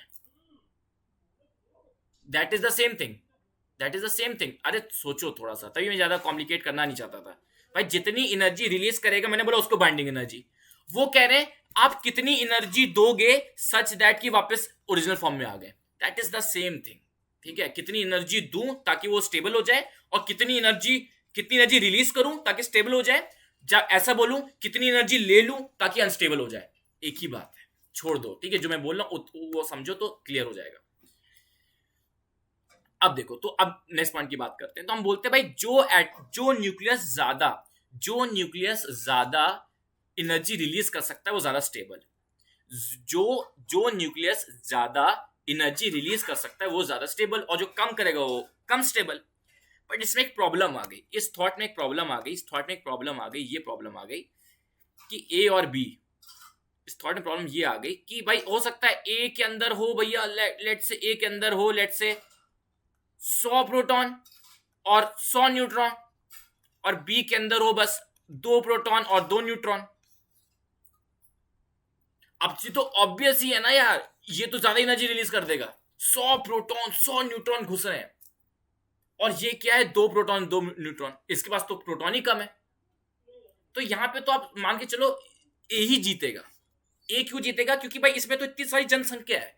मान के चलो जब एक प्रोटॉन आता है और एक न्यूट्रॉन आता है, मैं एग्जाम्पल ले रहा हूं, आप एक ऐसा बोल देते एक प्रोटॉन और एक न्यूट्रॉन, या फिर आप कुछ भी ले सकते हो, एक प्रोटॉन भी मान सकते हो, कुछ भी मान सकते हो। कायदे से बोलना चाहिए कि अगर एक न्यूक्लियॉन और एक न्यूक्लियॉन आ रहा है, मान लो एनर्जी रिलीज होती है, लेट से एग्जांपल ले रहा हूं 1 जूल, तो ऑब्वियसली यहां पे 200 न्यूक्लियॉन्स है, तो एनर्जी रिलीज तो ज्यादा होगी ना। और मान लो इसमें अगर एक न्यूक्लियॉन आ रहा है और एक न्यूक्लियॉन आ रहा है, तो एनर्जी रिलीज हो रही है 5 जूल। एक न्यूक्लियॉन, और जब 2 न्यूक्लियॉन्स आ रहे हैं तो 5 जूल एनर्जी रिलीज कर दे रहा है। That is good right. इनका एक जब इस बी वाले में जब एक न्यूक्लियॉन आते हैं तो 5 जूल एनर्जी रिलीज कर देते हैं। That's so good. यहां तो सिर्फ 1 ही जूल एनर्जी रिलीज कर रहे थे, है ना। They are not that much, इतने इनका रिलेशनशिप इतना अच्छा नहीं है।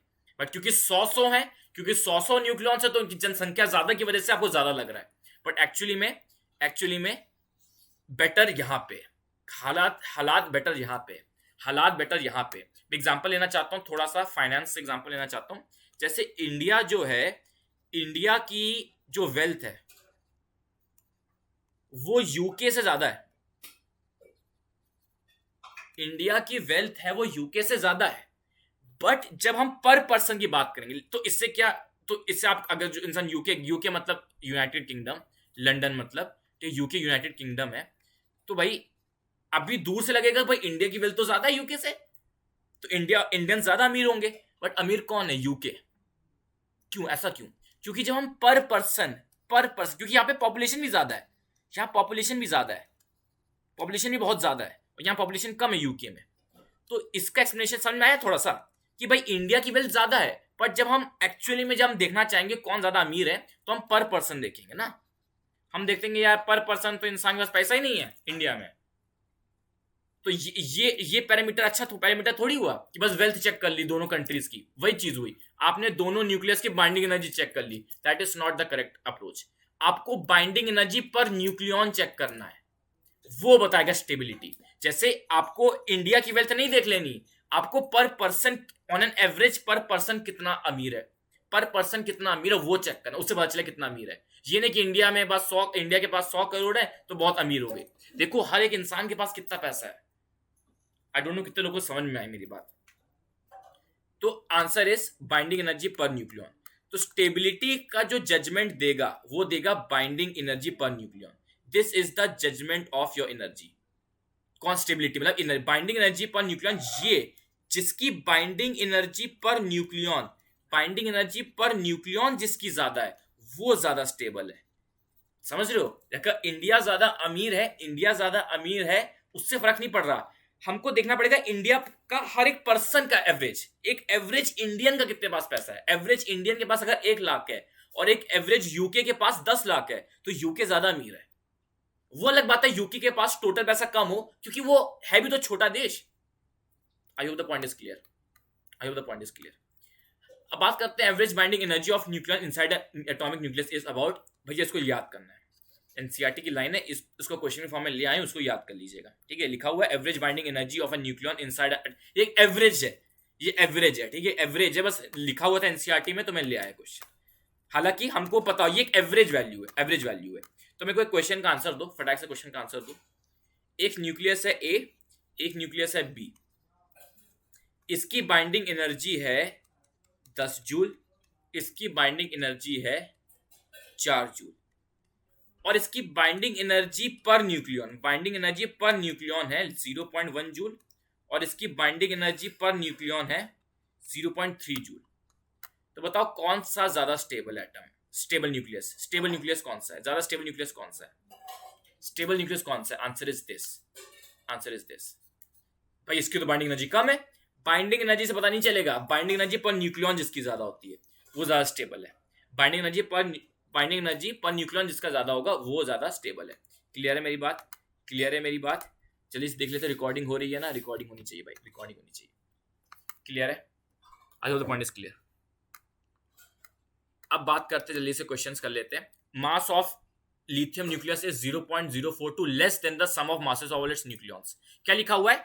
मास ऑफ न्यूक्लियस जो है, जो न्यूक्लियस का मास है वो 0.042 लेस है as compare to the sum of masses of nucleons.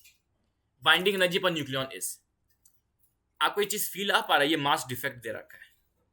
Mass defect वही है जो difference in mass. Mass defect क्या है? डिफरेंस इन मास ऑफ, देखो जो भी मास ऑफ न्यूक्लियॉन्स है, मास ऑफ न्यूक्लियॉन्स है कंबाइन होने से पहले, मास ऑफ न्यूक्लियॉन्स जो सारे न्यूक्लियॉन्स का जो मास है और मास ऑफ न्यूक्लियस जब वो फॉर्म हुआ, मास ऑफ न्यूक्लियस जो है उनका डिफरेंस ही तो है, उनका डिफरेंस ही तो मास डिफेक्ट है, उनका डिफरेंस ही तो मास डिफेक्ट है, उनका डिफरेंस ही तो मास डिफेक्ट है। मास ऑफ न्यूक्लियस लिख देते हैं, ठीक है, मास ऑफ न्यूक्लियस, ठीक है। ये तो अभी तो क्लियर हो जाना चाहिए अभी तक कि जो मास ऑफ न्यूक्लियॉन्स हैं, लेट से अगर ये 10 ग्राम है और मास ऑफ न्यूक्लियस लेट से 9 ग्राम है, तो जो 1 ग्राम का जो लेस है, जो मास न्यूक्लियस 1 ग्राम लेस है, ये मास डिफेक्ट है। तो मास डिफेक्ट क्या हो गया? E is equal to mc²। Clear हो गया? अब देखो यहाँ पे क्वेश्चन बहुत उम्दा क्वेश्चन है, बहुत अच्छा क्वेश्चन है। अब बाइंडिंग एनर्जी पर न्यूक्लियन पूछा है, बाइंडिंग एनर्जी क्या होता है? Mass defect into c², mc²। But यहाँ पे जरूरत नहीं पड़ेगी mc² की, आपको पता होना चाहिए, आपको पता डायरेक्ट पता होना चाहिए एक एएमयू का एनर्जी कितनी होती है। एक एएमयू से जो एनर्जी निकलती है 931 निकलती है। तो 0.042 से कितनी निकलेगी?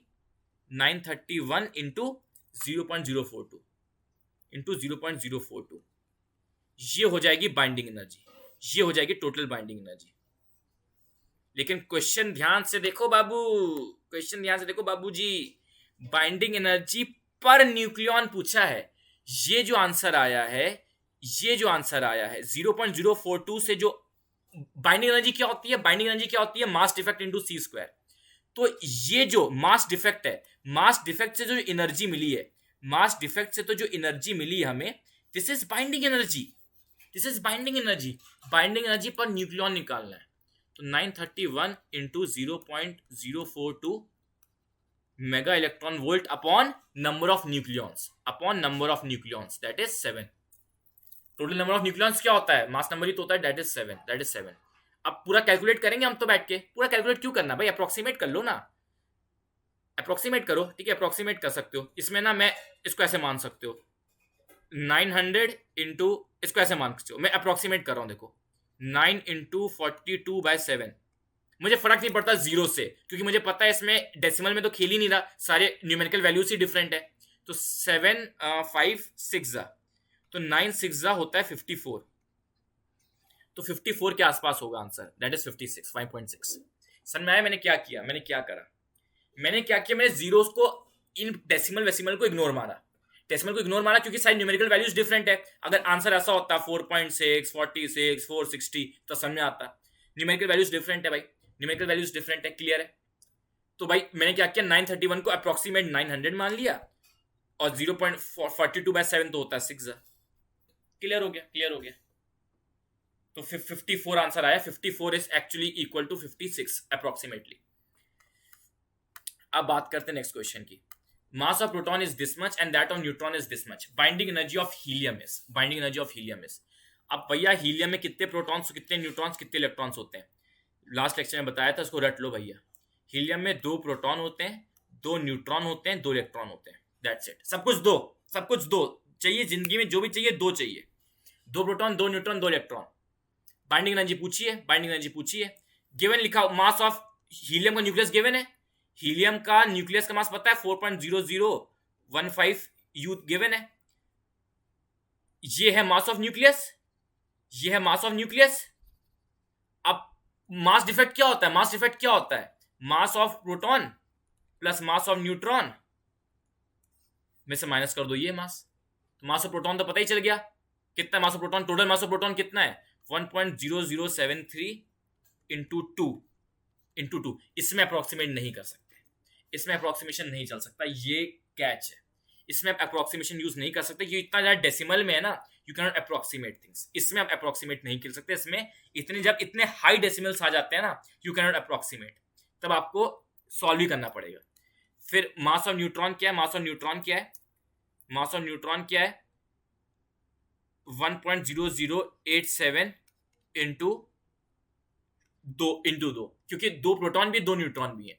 आपने एक चीज नोटिस करी, मास ऑफ प्रोटॉन और मास ऑफ न्यूट्रॉन अलग अलग है, थोड़े थोड़े एक्चुअली में अलग अलग होते हैं, एक्चुअली में अलग अलग होते हैं, ठीक है। अप्रोक्सीमेटली 1 AMU होते हैं, बट एक्चुअली में थोड़ा सा डिफरेंस होता है। तो आप क्या करोगे, इससे मास डिफेक्ट निकालोगे, आप निकालोगे इससे मास डिफेक्ट। क्वेश्चन कहां गया हमारा जी? आप निकालोगे इससे मास डिफेक्ट, ठीक है। इससे आपने मास डिफेक्ट निकाला, फिर मास डिफेक्ट करने के बाद बाइंडिंग एनर्जी निकालेंगे।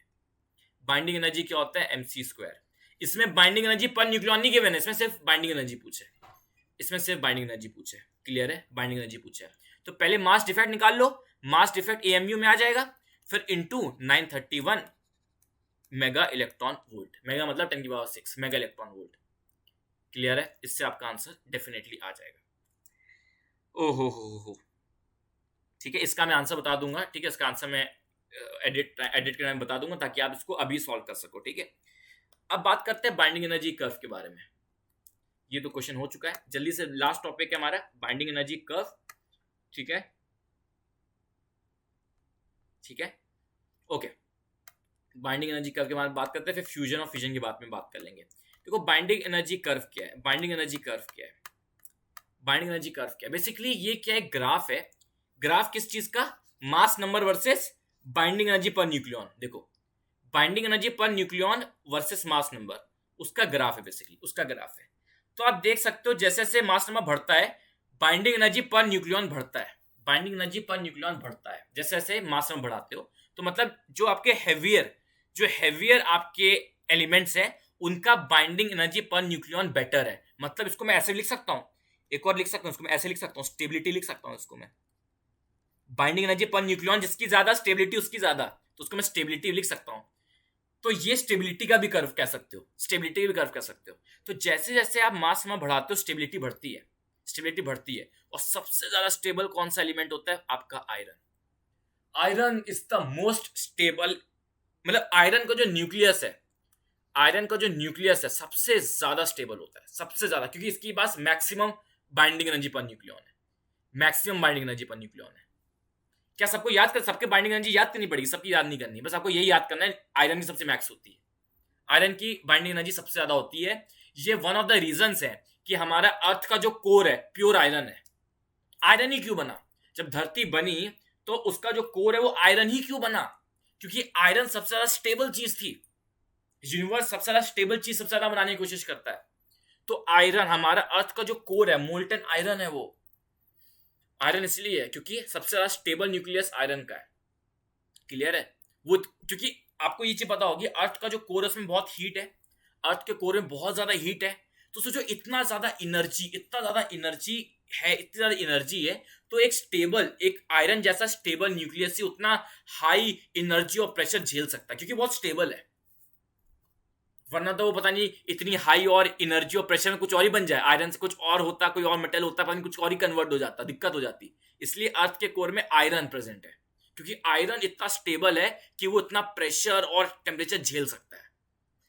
और नेक्स्ट, इसका नेक्स्ट चीज क्या है कि भैया जैसे जैसे हम आगे जाते हैं बाइंडिंग एनर्जी कम होती जाती है, बाइंडिंग एनर्जी पर न्यूक्लियन कम होता जाता है, तो स्टेबिलिटी कम होती है। तो स्टेबिलिटी पहले बढ़ती है फिर कम हो जाती है, ये ग्राफ है। स्टेबिलिटी पहले बढ़ती है फिर खत्म हो जाती है, खत्म मतलब फिर कम हो जाती है, या फिर बाइंडिंग एनर्जी पर न्यूक्लियन बढ़ता है फिर कम हो जाता है। ये बेसिकली यही ग्राफ है। जल्दी से पढ़ लेते हैं, जल्दी से पढ़ लेते हैं, ठीक है। इसको आप लाइन पढ़ लीजिए, तुरंत लाइन पढ़ लीजिए, ठीक है।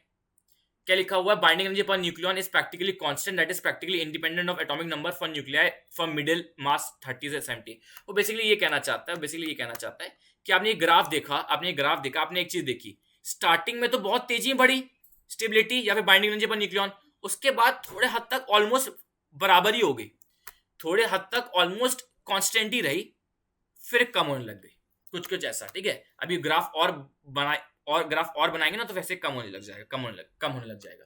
तो ये कहना चाहता है कि मिडिल पोर्शन में तो ऑलमोस्ट बराबर ही है, तो वही चीज है, ऑलमोस्ट बराबर ही है, ठीक है।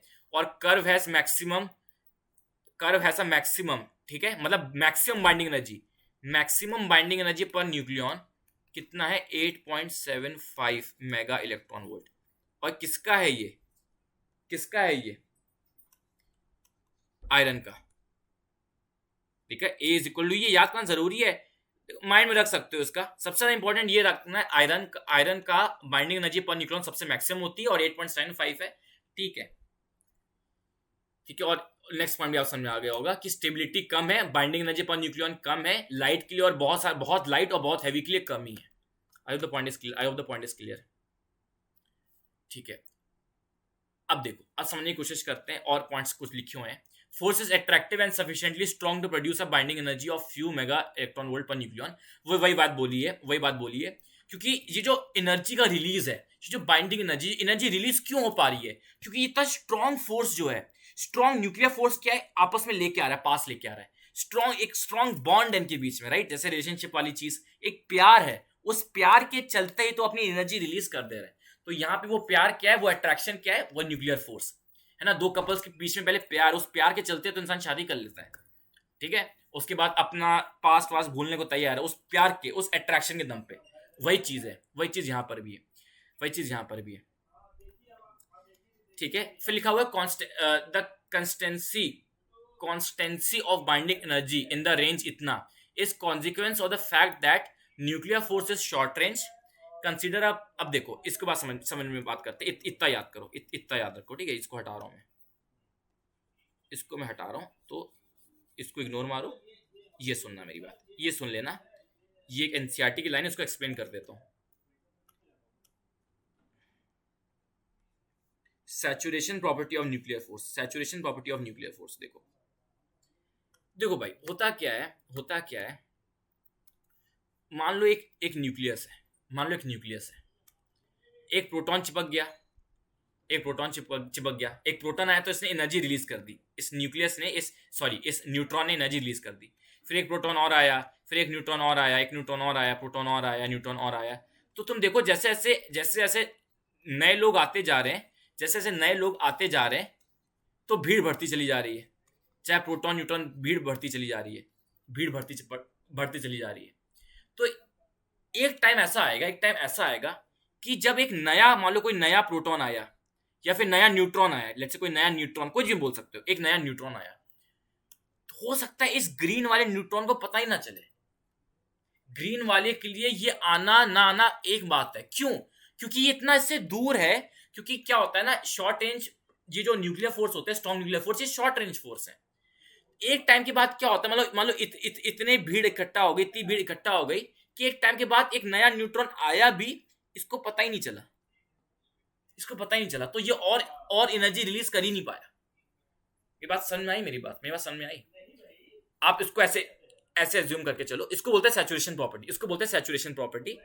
सैचुरेशन प्रॉपर्टी ये कि सैचुरेशन आ गया, अब कोई नया प्रोटॉन या नया न्यूट्रॉन भी आ जा रहा है, नया प्रोटॉन या नया न्यूट्रॉन भी आ जा रहा है, इसको पता ही नहीं चल रहा। इट्स लाइक शाहरुख खान और इतनी सारी भीड़ है, इतनी भीड़ लगी है कि कोई नया इंसान भी आ जाए उसको क्या ही पता चलेगा, वो ऑलरेडी भीड़, इतनी भीड़ से घिरा हुआ है, इतनी भीड़ से शाहरुख खान इतनी भीड़ से घिरा हुआ है कि कल को कुछ एक नया इंसान भी आ जाए, चाहे बड़ा इंसान भी आ जाए, उसे देखेगा ही नहीं, भीड़ ने घेर रखा है। तो वही चीज है, उसके आसपास इतने प्रोटॉन्स, इतने न्यूट्रॉन्स हैं कि अगर एक नया प्रोटॉन आ गया, एक नया न्यूट्रॉन आ गया, इसके लिए प्रैक्टिकली इम्पॉसिबल है देखना। ठीक है, प्रैक्टिकली इम्पॉसिबल देखना, इसको बोलते हैं सैचुरेशन प्रॉपर्टी, इसको बोलते हैं सैचुरेशन। ओके, तो आई होप पॉइंट समझ में आ गया होगा, ठीक है। अब कुछ क्वेश्चन करते हैं, अभी इस थ्योरी पे आ रहा हूँ, ये फ्यूजन और फिजन की है, फ्यूजन और फिजन की कहानी है, अभी इस पे आ रहा हूँ, ठीक है। जल्दी से मैं क्यू वैल्यू की बात कर लूँ। अच्छा, फ्यूजन फिजन पे आनी पड़ जाएगा, क्यू वैल्यू भी तभी आ जाएगी।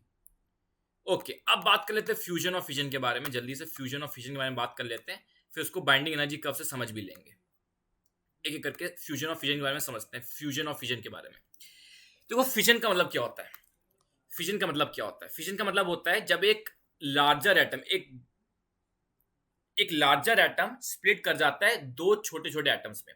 लार्जर एटम होने से अच्छा लार्जर न्यूक्लियस बोलना सही रहेगा, ठीक है। अगर एक बड़ा न्यूक्लियस, एक लार्जर न्यूक्लियस क्या हो, एक लार्जर न्यूक्लियस क्या हो, टूट जाए छोटे छोटे न्यूक्लियस में, ये होता है फिजन। फ्यूजन का मतलब ही समझ में आता होगा, फ्यूज कर गया। आप तो बायो वाले हो गए या नीट वाले भी होंगे, नीट जेई वाले भी होंगे। फ्यूजन मेल स्पर्म और फीमेल एग का फ्यूजन है ना। फ्यूजन मतलब दो चीजों का मिलना ताकि एक चीजें बन सके, ठीक है। Joins two or more lighter atoms in a larger one, तो वही चीज है, हमारे कोर्स में दो ही हैं, आप दो से ज्यादा भी जुड़ते हैं, जी हाँ वो होता है, दो से ज्यादा भी ज्वाइन कर सकते हैं, बट मोस्ट प्रोबेबली दो ही होते हैं, ठीक है। मैक्सिमम केसेस में दो ही होते हैं। अब आपने एग्जांपल देखा होगा भाई, फ्यूजन का एग्जांपल आपने सन में फ्यूजन होता है। सन में क्या होता है, दो हाइड्रोजन क्या होते हैं, फ्यूज हो जाते हैं। हाइड्रोजन और हाइड्रोजन क्या होते हैं, फ्यूज हो जाते हैं और हीलियम बना देते हैं, और इस प्रोसेस में ट्रिमेंडस हीट निकलती है, खतरनाक हीट निकलती है। सन में फ्यूजन होता है। सन में क्या है, हमारे सन में हाइड्रोजन भरा हुआ है, हमारे सन पे पूरा हाइड्रोजन ही हाइड्रोजन है, और वो हाइड्रोजन फ्यूज होके हीलियम में कन्वर्ट हो जाता है, और इस प्रोसेस में इसको बोलते हैं न्यूक्लियर फ्यूजन, इस प्रोसेस में ट्रिमेंडस हीट निकलती है, बहुत हीट निकलती है। इसकी वजह से सन हमारा इतना तेज है, इतना दूर होने के बाद भी सन इतना तेज धूप लगती है कि नहीं। बट इसमें एक दिक्कत तो वही है, एक टाइम आएगा जब सन का सारा हाइड्रोजन खत्म हो जाएगा, ये तो सच है, और उसके बाद लाइट खत्म हो जाएगी और सोलर सिस्टम हमारा, हम मर जाएंगे, हम मतलब अर्थ खत्म हो जाएगी, ठीक है। तो अर्थ है ही इसलिए क्योंकि हमारे पास सनलाइट है। तो लेट्स सी, जब तक हमारे, अभी तो बहुत टाइम लगेगा, बट हाँ एक टाइम आएगा कि सन का सारा हाइड्रोजन खत्म हो जाएगा। जब हाइड्रोजन बचा ही नहीं है तो हीलियम में क्या ही कन्वर्ट होगा, फिर कोई न्यूक्लियर फ्यूजन होगा ही नहीं, हीलियम ही रहता है। तो तब तक साइंटिस्ट कुछ कर पाए तो धरती बची रहेगी, वरना तो हम खत्म हो जाएंगे। ये तो है, ये होता है फ्यूजन, ठीक है, ये होता है फ्यूजन। तो आपने देखा, ये फ्यूजन का एग्जांपल आपने देखा कि भाई जो सन में होता है हीलियम वाला, सन में आपने देखा होगा हीलियम वाला, ठीक है। सन में वही चीज है कि हाइड्रोजन मिलते हैं और हीलियम बना देता है। और और फ्यूजन कहाँ यूज होता है? न्यूक्लियर रिएक्टर्स में। न्यूक्लियर रिएक्टर्स में हम इंसान फ्यूजन यूज करते हैं। अबे हम फ्यूजन यूज ही नहीं कर सकते यार। हमारे धरती पे सन जितना हीट वो नहीं है ना, सन जितनी एनर्जी है नहीं ना हमारे पास, हमारी धरती पे सन जितनी एनर्जी कि हम फ्यूजन करवा सकें। तो हम फ्यूजन करवाते हैं कि एक बहुत भारी भरकम अनस्टेबल न्यूक्लियाई को दो में बांट देते हैं। उसमें भी ट्रेमेंडस एनर्जी निकलती है, थोड़ी कम होती है बट होती काफी है। यूज क्या है, दोनों का यूज देख सकते हो भैया। अंडर डेवलपमेंट है फ्यूजन का, तो अभी तक हम यूज कर नहीं पाए हैं, सच्ची बता रहा हूं भैया, क्योंकि फ्यूजन ऐसी चीज है ना यार, वो तो सन पे हो रही है यार। सन जितनी एनर्जी कहां से ले आऊं? तो अभी अंडर डेवलपमेंट है। और फ्यूजन का तो एनर्जी प्रोडक्शन, फ्यूजन का तो एनर्जी प्रोडक्शन। बाकी एनर्जी की बात करी जाए, एनर्जी की बात करी जाए तो तुम देख सकते हो जो फ्यूजन है आपका, फ्यूजन है वो ज्यादा स्ट्रांग होता है। फ्यूजन में जो एनर्जी निकलती है कहीं ज्यादा निकलती है। ऑब्वियस रीजन सन, ऑब्वियस रीजन सन। अब तुम सोचो, जो बॉम्ब हुआ था आपका हिरोशिमा नागासाकी, हिरोशिमा नागासाकी में भी न्यूक्लियर फ्यूजन यूज हुआ। हिरोशिमा नागासाकी में भी न्यूक्लियर फ्यूजन हुआ। तो तुम देखो यार, वो न्यूक्लियर फ्यूजन थोड़ा वीक रहा होगा, तभी तो दुनिया खत्म नहीं होगी। तभी तो दुनिया खत्म नहीं होगी, सिर्फ हिरोशिमा नागासाकी खत्म हुए। अगर वो सोचो अगर कोई फ्यूजन बॉम्ब होता, फ्यूजन बॉम्ब होता, सन वाला बॉम्ब होता, मतलब फ्यूजन बॉम्ब तो और स्ट्रांग होता ना। फ्यूजन बॉम्ब नहीं बनाते हम, फ्यूजन बॉम्ब बनाते हैं। तो फ्यूजन बॉम्ब तो भाई धरती खत्म कर देता है, क्योंकि न्यूक्लियर फ्यूजन थोड़ा सा वीक होता है as compare to fusion. I hope this slide से वो क्लियर हो गया होगा, इस स्लाइड से क्लियर हो गया होगा। एक क्वेश्चन करते हैं। Fusion reaction takes place at high temperature because. It's a good question, बढ़िया कॉन्सेप्ट है। सुनना मेरी बात, इसका आंसर है सी। सुनना मेरी बात, देखो फ्यूजन क्या है भैया? हाइड्रोजन और हाइड्रोजन को कोई भी हो सकता है। ये मैं एग्जांपल ले रहा हूँ सन वाला, सोलर एनर्जी की एग्जांपल ले रहा हूँ कि जो सोलर एनर्जी है, जो सोलर एनर्जी कहाँ से आती है?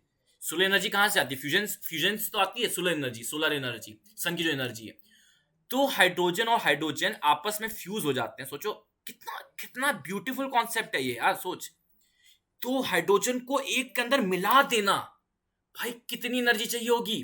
डोंट यू थिंक दो हाइड्रोजन आपस में रिपेल करते होंगे, एक दूसरे के प्रोटॉन्स कितना रिपेल करते होंगे। हाइड्रोजन क्या होता है? एक प्रोटॉन होता है, एक इलेक्ट्रॉन होता है। तो एक प्रोटॉन और एक इलेक्ट्रॉन को मिक्स कर देना पूरा। सोचो ये आपस में कितना रिपेल करते होंगे कि नहीं भाई किसी और का न्यूक्लियस है, ये मेरा न्यूक्लियस है। उनको कह के अबे घुस एक दूसरे न्यूक्लियस में, उनको घुसा दिया। दोनों न्यूक्लियस को एक न्यूक्लियस बना दिया। तो सोचो कितनी काइनेटिक एनर्जी का मतलब क्या हुआ? याद रखिएगा, जितना ज्यादा टेम्परेचर होता है किसी भी मॉलिक्यूल, किसी भी गैस का, किसी भी एलिमेंट का, ठीक है, जितना ज्यादा टेम्परेचर होता है उसकी काइनेटिक एनर्जी उतनी ज्यादा होती है। इसे क्लियर करिएगा, माइंड में क्लियर करिएगा। तो सन पे इतना हाई टेम्परेचर है कि इन दो हाइड्रोजन की इतनी हाई काइनेटिक एनर्जी है कि एक दूसरे में घुस जाते हैं, एक दूसरे में फ्यूज हो जाते हैं। क्लियर है? तो इसका आंसर है सी। अब और बात कर लेते हैं जल्दी से, ग्राफ से रिलेट करने की कोशिश करते हैं जल्दी से ग्राफ से। देखो भैया, फ्यूजन कब होगा, इसको ग्राफ से जल्दी से एक्सप्लेन करते हैं विद इन 5 मिनट्स। देखो भाई, बहुत आसान है। देखो फिजन क्या होता है, देखो फिजन और फ्यूजन, पहली बात होंगे क्यों? दोनों एक ही रीजन से होंगे, स्टेबिलिटी। दोनों एक ही रीजन से होंगे, स्टेबिलिटी। फिजन क्यों होगा? क्योंकि प्रोडक्ट ज्यादा स्टेबल होगा। फ्यूजन क्यों होगा? क्योंकि प्रोडक्ट ज्यादा स्टेबल होगा। इसलिए ये रिएक्शंस होते हैं। दोनों का एक ही आंसर है कि जो भैया एंड प्रोडक्ट ज्यादा स्टेबल है। दोनों, इसलिए दोनों हो भी रहे हैं। तो आपने एक चीज नोटिस करी, इसको मैं ग्राफ बना रहा हूं। ग्राफ कुछ ऐसा है, ऐसा कुछ ग्राफ है। अगर बड़ा ग्राफ बनाओ तो ऐसा है, ठीक है, बड़ा ग्राफ बनाओ ऐसा है। टॉप पे बैठा आयरन, और यहां से लेके यहां तक का हिस्सा, थोड़ा सा इसको अच्छे से बना देता हूं। थोड़ा सा हिस्सा ऐसा है, ठीक है, इसको और यहां से लेके यहां तक का हिस्सा ऑलमोस्ट बराबर ही है, ठीक है, ऑलमोस्ट बराबर ही है। देखो थोड़ा सा अच्छा से बना रहा हूं, थोड़ा सा वेट करना। ये मतलब ये ग्राफ कुछ ऐसा ही है, राइट, ऐसा ही है। फिर एक टाइम के बाद एकदम से गिरने लग जाता है, ऐसा हो जाता है, ठीक है। तो आप देखो मैक्सिमम सबसे ज्यादा स्टेबल आयरन है, और इतनी लिमिट तक आप देख सकते हो ये स्टेबिलिटी, याद है ये स्टेबिलिटी है, स्टेबिलिटी को क्या बोलते हैं, बाइंडिंग एनर्जी पर न्यूक्लियॉन बोलते हैं, ये स्टेबिलिटी, और ये क्या है आपका mass number A, mass number A.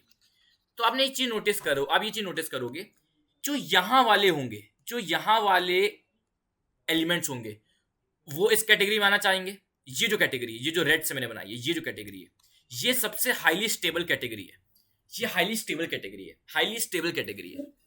तो जो जो जो एलिमेंट, छोटे छोटे एलिमेंट्स हैं, वो क्या करेंगे, फ्यूज होके आगे जाएंगे। क्योंकि भाई भैया तुम सोचो ना यार, इसका मास है लेट से 2, इसका मास है लेट से 3, तो कहेंगे लेट से हम क्या करते हैं, एक दूसरे में मिल जाते हैं और बन जाएंगे 5, और 5 मान लो यहां पर है, 5 मान लो यहां पे है।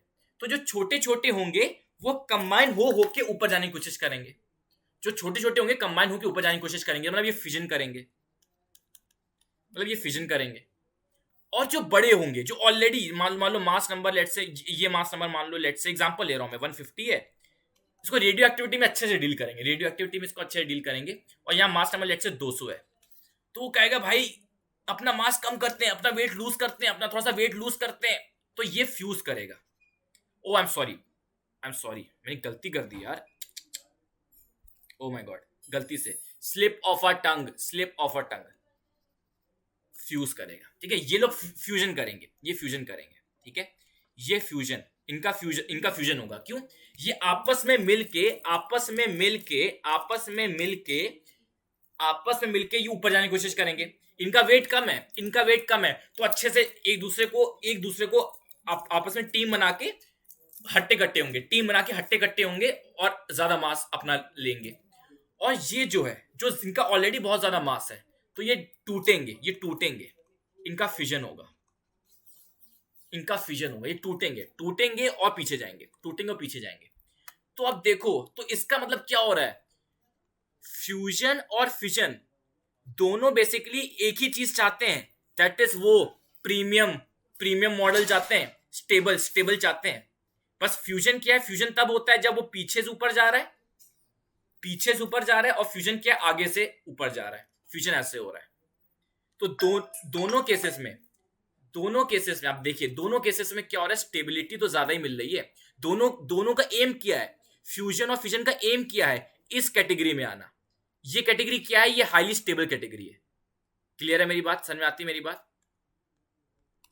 इस कैटेगरी में आना, ये कैटेगरी में आना, फ्यूजन। अब ये वाले फ्यूज हो के इधर इस कैटेगरी में आना चाहेंगे, ये वाले टूट के इस कैटेगरी में आना चाहेंगे, अपना वेट कम करके इस कैटेगरी में आना चाहेंगे।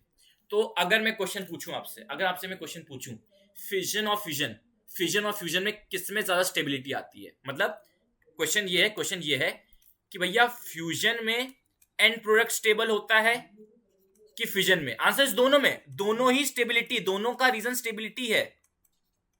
तो कल को फिजन पे क्वेश्चन आए चाहे फ्यूजन पे क्वेश्चन आए, बस फिजन क्या है वो पीछे जाके स्टेबल होगा, फ्यूजन क्या है वो आगे जाके स्टेबल होगा, और पहुंचना इनको स्टेबल ही है।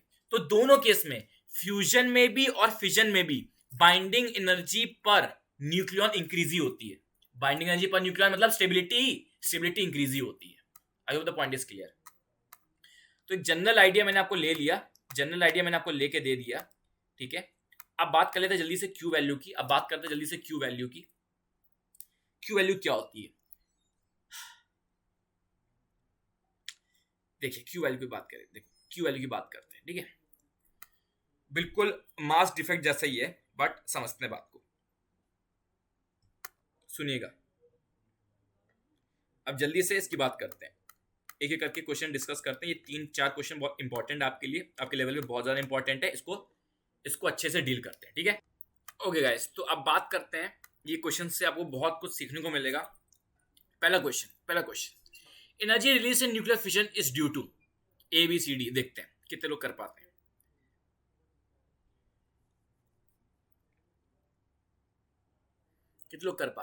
देखो इसका आंसर आप BCD में बोलोगे। देखो पहला तो सब इतना समझ में आ गया, इतना समझ में आ गया कि चाहे न्यूक्लियर फ्यूजन हो चाहे फिजन हो, जो फ्रेगमेंट्स है, मतलब जो एंड प्रोडक्ट है, एंड प्रोडक्ट क्या है, एंड प्रोडक्ट ज्यादा स्टेबल होता है। दोनों केस में चाहे फ्यूजन हो चाहे फिजन हो, एंड प्रोडक्ट ज्यादा स्टेबल होता है।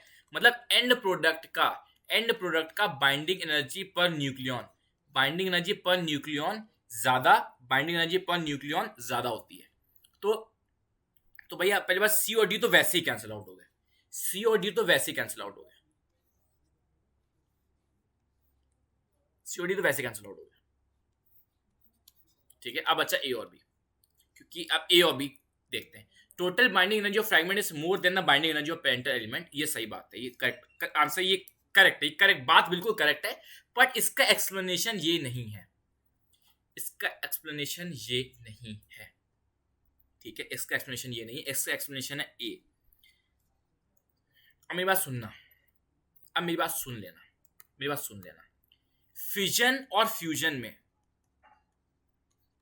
बस डिफरेंस एक ही चीज का था कि भैया फ्यूजन होता है एक भारी चीज टूट के दो चीज में जा रही है, फ्यूजन क्या होता है दो छोटी चीज जुड़ के अच्छी चीज बन रही है। फिजन में भी और फ्यूजन में भी ये ग्राफ था, ऐसे कुछ ग्राफ था। ठीक है, फिजन और ये था भैया वो प्रीमियम प्रीमियम प्रीमियम एलिमेंट्स जिसमें सब कन्वर्ट होना चाहते हैं। फ्यूजन क्या करना चाहता है, कन्वर्ट होकर ऊपर जाना चाहता है। फिजन भी पीछे पीछे जाके यहां पे आना चाहता है, अपनी बाइंडिंग एनर्जी को बढ़ाना चाहता है। दोनों का एंड प्रोडक्ट ज्यादा स्टेबल होगा। अब सुनना मेरी बात, एक पॉइंट और बता दे रहा हूं। दोनों का एंड प्रोडक्ट ज्यादा स्टेबल होगा। दोनों में एक और चीज, दोनों में जो मास ऑफ प्रोडक्ट होगा वो कम होगा। दोनों में जो मास ऑफ प्रोडक्ट है, जो टोटल मास है प्रोडक्ट का, मतलब जो टोटल मास है प्रोडक्ट का, वो कम होगा एज कम्पेयर टू रिएक्टेंट। दोनों केस में फ्यूजन और फ्यूजन कहीं ना कहीं एक ही बात है, बस वो रास्ते अलग है, वो मंजिल आपकी सेम ही है। दोनों इट्स लाइक ये मान लो भगवान और ये अलग अलग रिलीजन है, ये अलग अलग रिलीजन है, तो टीचिंग सबकी सेम है, टीचिंग सारे रिलीजन की सेम है कि भाई ऊपर भगवान से मिलना है, भगवान के पास जाना है। तो दोनों केसेस में जो टोटल मास है प्रोडक्ट का वो कम होगा एज कम्पेयर टू रिएक्टेंट। इसका रीजन क्या है भैया, फ्यूजन और फिजन दोनों में ही तो एनर्जी रिलीज होती है, दोनों में ही एनर्जी का रिलीज होता है। चाहे फिजन ले लो चाहे फ्यूजन ले लो, दोनों में ही energy tremendous amount of release होती है। हाँ, फ्यूजन में ज्यादा हो जाती है नो डाउट, बट एनर्जी का रिलीज दोनों में होता है खतरनाक। तो एनर्जी का ये रिलीज कहां से हो रहा है कि जो मास डिक्रीज हुआ ना, ये जो कुछ मास डिक्रीज हुआ ना, तो लेट्स से 10 ग्राम से चीज कन्वर्ट हो गई 9.8 ग्राम में, तो ये जो 0.2 ग्राम का डिक्रीमेंट हुआ ना, 0.2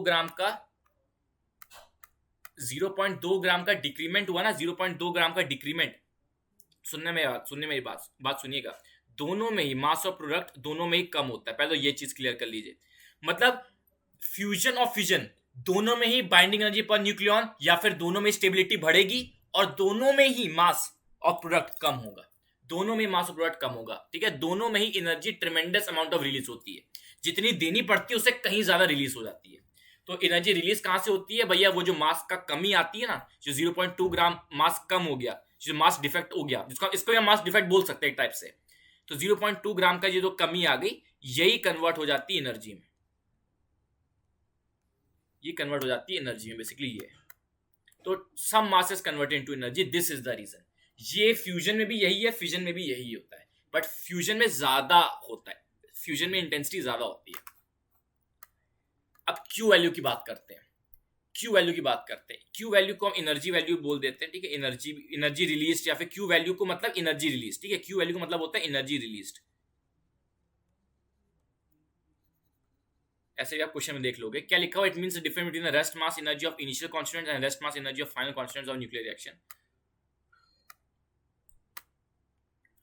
देखो क्वेश्चन देखते हैं, क्वेश्चन से पता चलेगा, क्वेश्चन से क्लियर होगा।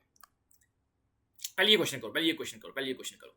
If in a nuclear fusion process mass of the fusing nuclei be m1 and m2, the mass of the resultant nucleus be m3, then करिएगा, सोच समझ के करो। देखो जो टोटल इनिशियल टोटल मास कितना है m1 प्लस m2 और फाइनल टोटल मास कितना है m3।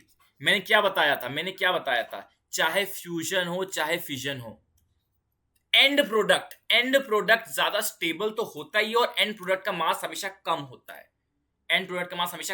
तो उसका आंसर सी होगा। डाउट पूछना मुझे कमेंट सेक्शन में या फिर क्लास जब इसके डाउट जब करेंगे ना, क्लास क्वेश्चंस करेंगे तो तब करना, ठीक है।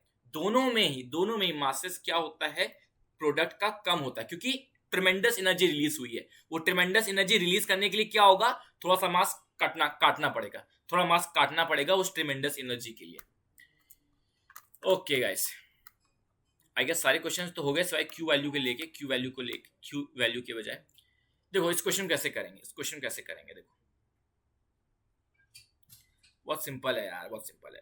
देखो आप क्या करो, क्यू वैल्यू क्या होती है, ये बाइंडिंग एनर्जी पर न्यूक्लियन दे रखा है आपको, बाइंडिंग एनर्जी पर न्यूक्लियन आपको इन सबके दे रखी। तो देखो क्यू वैल्यू क्या होती है, पहले आप बेसिकली आप क्या करो, बेसिकली आपको क्या करना है, देखो क्यू वैल्यू बेसिकली क्या है, जो ये तरीका सुन लीजिए कैसे करना है, तरीका सुन लीजिए क्या करना है।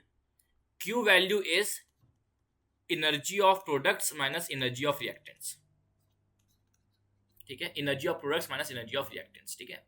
अब एनर्जी ऑफ प्रोडक्ट्स कैसे निकालते हैं, सुनना मेरी बात, एनर्जी ऑफ प्रोडक्ट्स कैसे निकालते हैं मेरी बात सुनिएगा। कितने हीलियम है, 2 प्रोडक्ट, देखो प्रोडक्ट में 2 हीलियम है, ठीक है, अभी में 2 हीलियम है, ठीक है, और एक हीलियम में कितने न्यूक्लियॉन्स हैं, 4। सुनना मेरी बात, प्रोडक्ट में अभी दो हीलियम, अभी मैं एक हीलियम की बात पकड़ो, तो एक हीलियम के पास 4 वो है आपके पास, हीलियम के पास 4 न्यूक्लियॉन है, तो 2 हीलियम के पास 8 न्यूक्लियॉन है। क्लियर होगी मेरी बात, तो 2 हीलियम टोटल, मतलब हमारे प्रोडक्ट साइड में सिर्फ हीलियम ही हीलियम है, तो हमारे प्रोडक्ट साइड में 2 हीलियम है, मतलब हमारे प्रोडक्ट साइड में, ओके, तो हमारे पास 8 न्यूक्लियॉन्स हैं हीलियम के, टोटल 8 न्यूक्लियॉन्स हैं हीलियम के।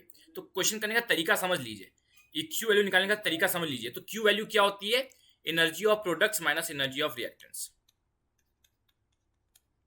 ये करना है बेसिकली, ये करना है। अब देखो मेरी बात समझना, अब देखो एनर्जी ऑफ प्रोडक्ट्स देखो कैसे करेंगे, बाइंडिंग एनर्जी पर न्यूक्लियॉन हीलियम का दे रखा है 7.06 पर न्यूक्लियॉन, बाइंडिंग एनर्जी पर न्यूक्लियॉन ऑफ हीलियम कितना है, 7.06, और टोटल कितने न्यूक्लियॉन्स हैं मेरे पास, 8, प्रोडक्ट साइड में 8 न्यूक्लियॉन्स हैं, तो एनर्जी ऑफ प्रोडक्ट को क्या लिखोगे, 8 इंटू 7.06, क्योंकि टोटल एनर्जी यही तो हुई, टोटल 8 न्यूक्लियॉन्स हैं हीलियम के, और बाइंडिंग एनर्जी पर न्यूक्लियॉन दे रखी है 7.06, बाइंडिंग एनर्जी पर न्यूक्लियॉन दे रखी है, और एनर्जी ऑफ रिएक्टेंट क्या होगा,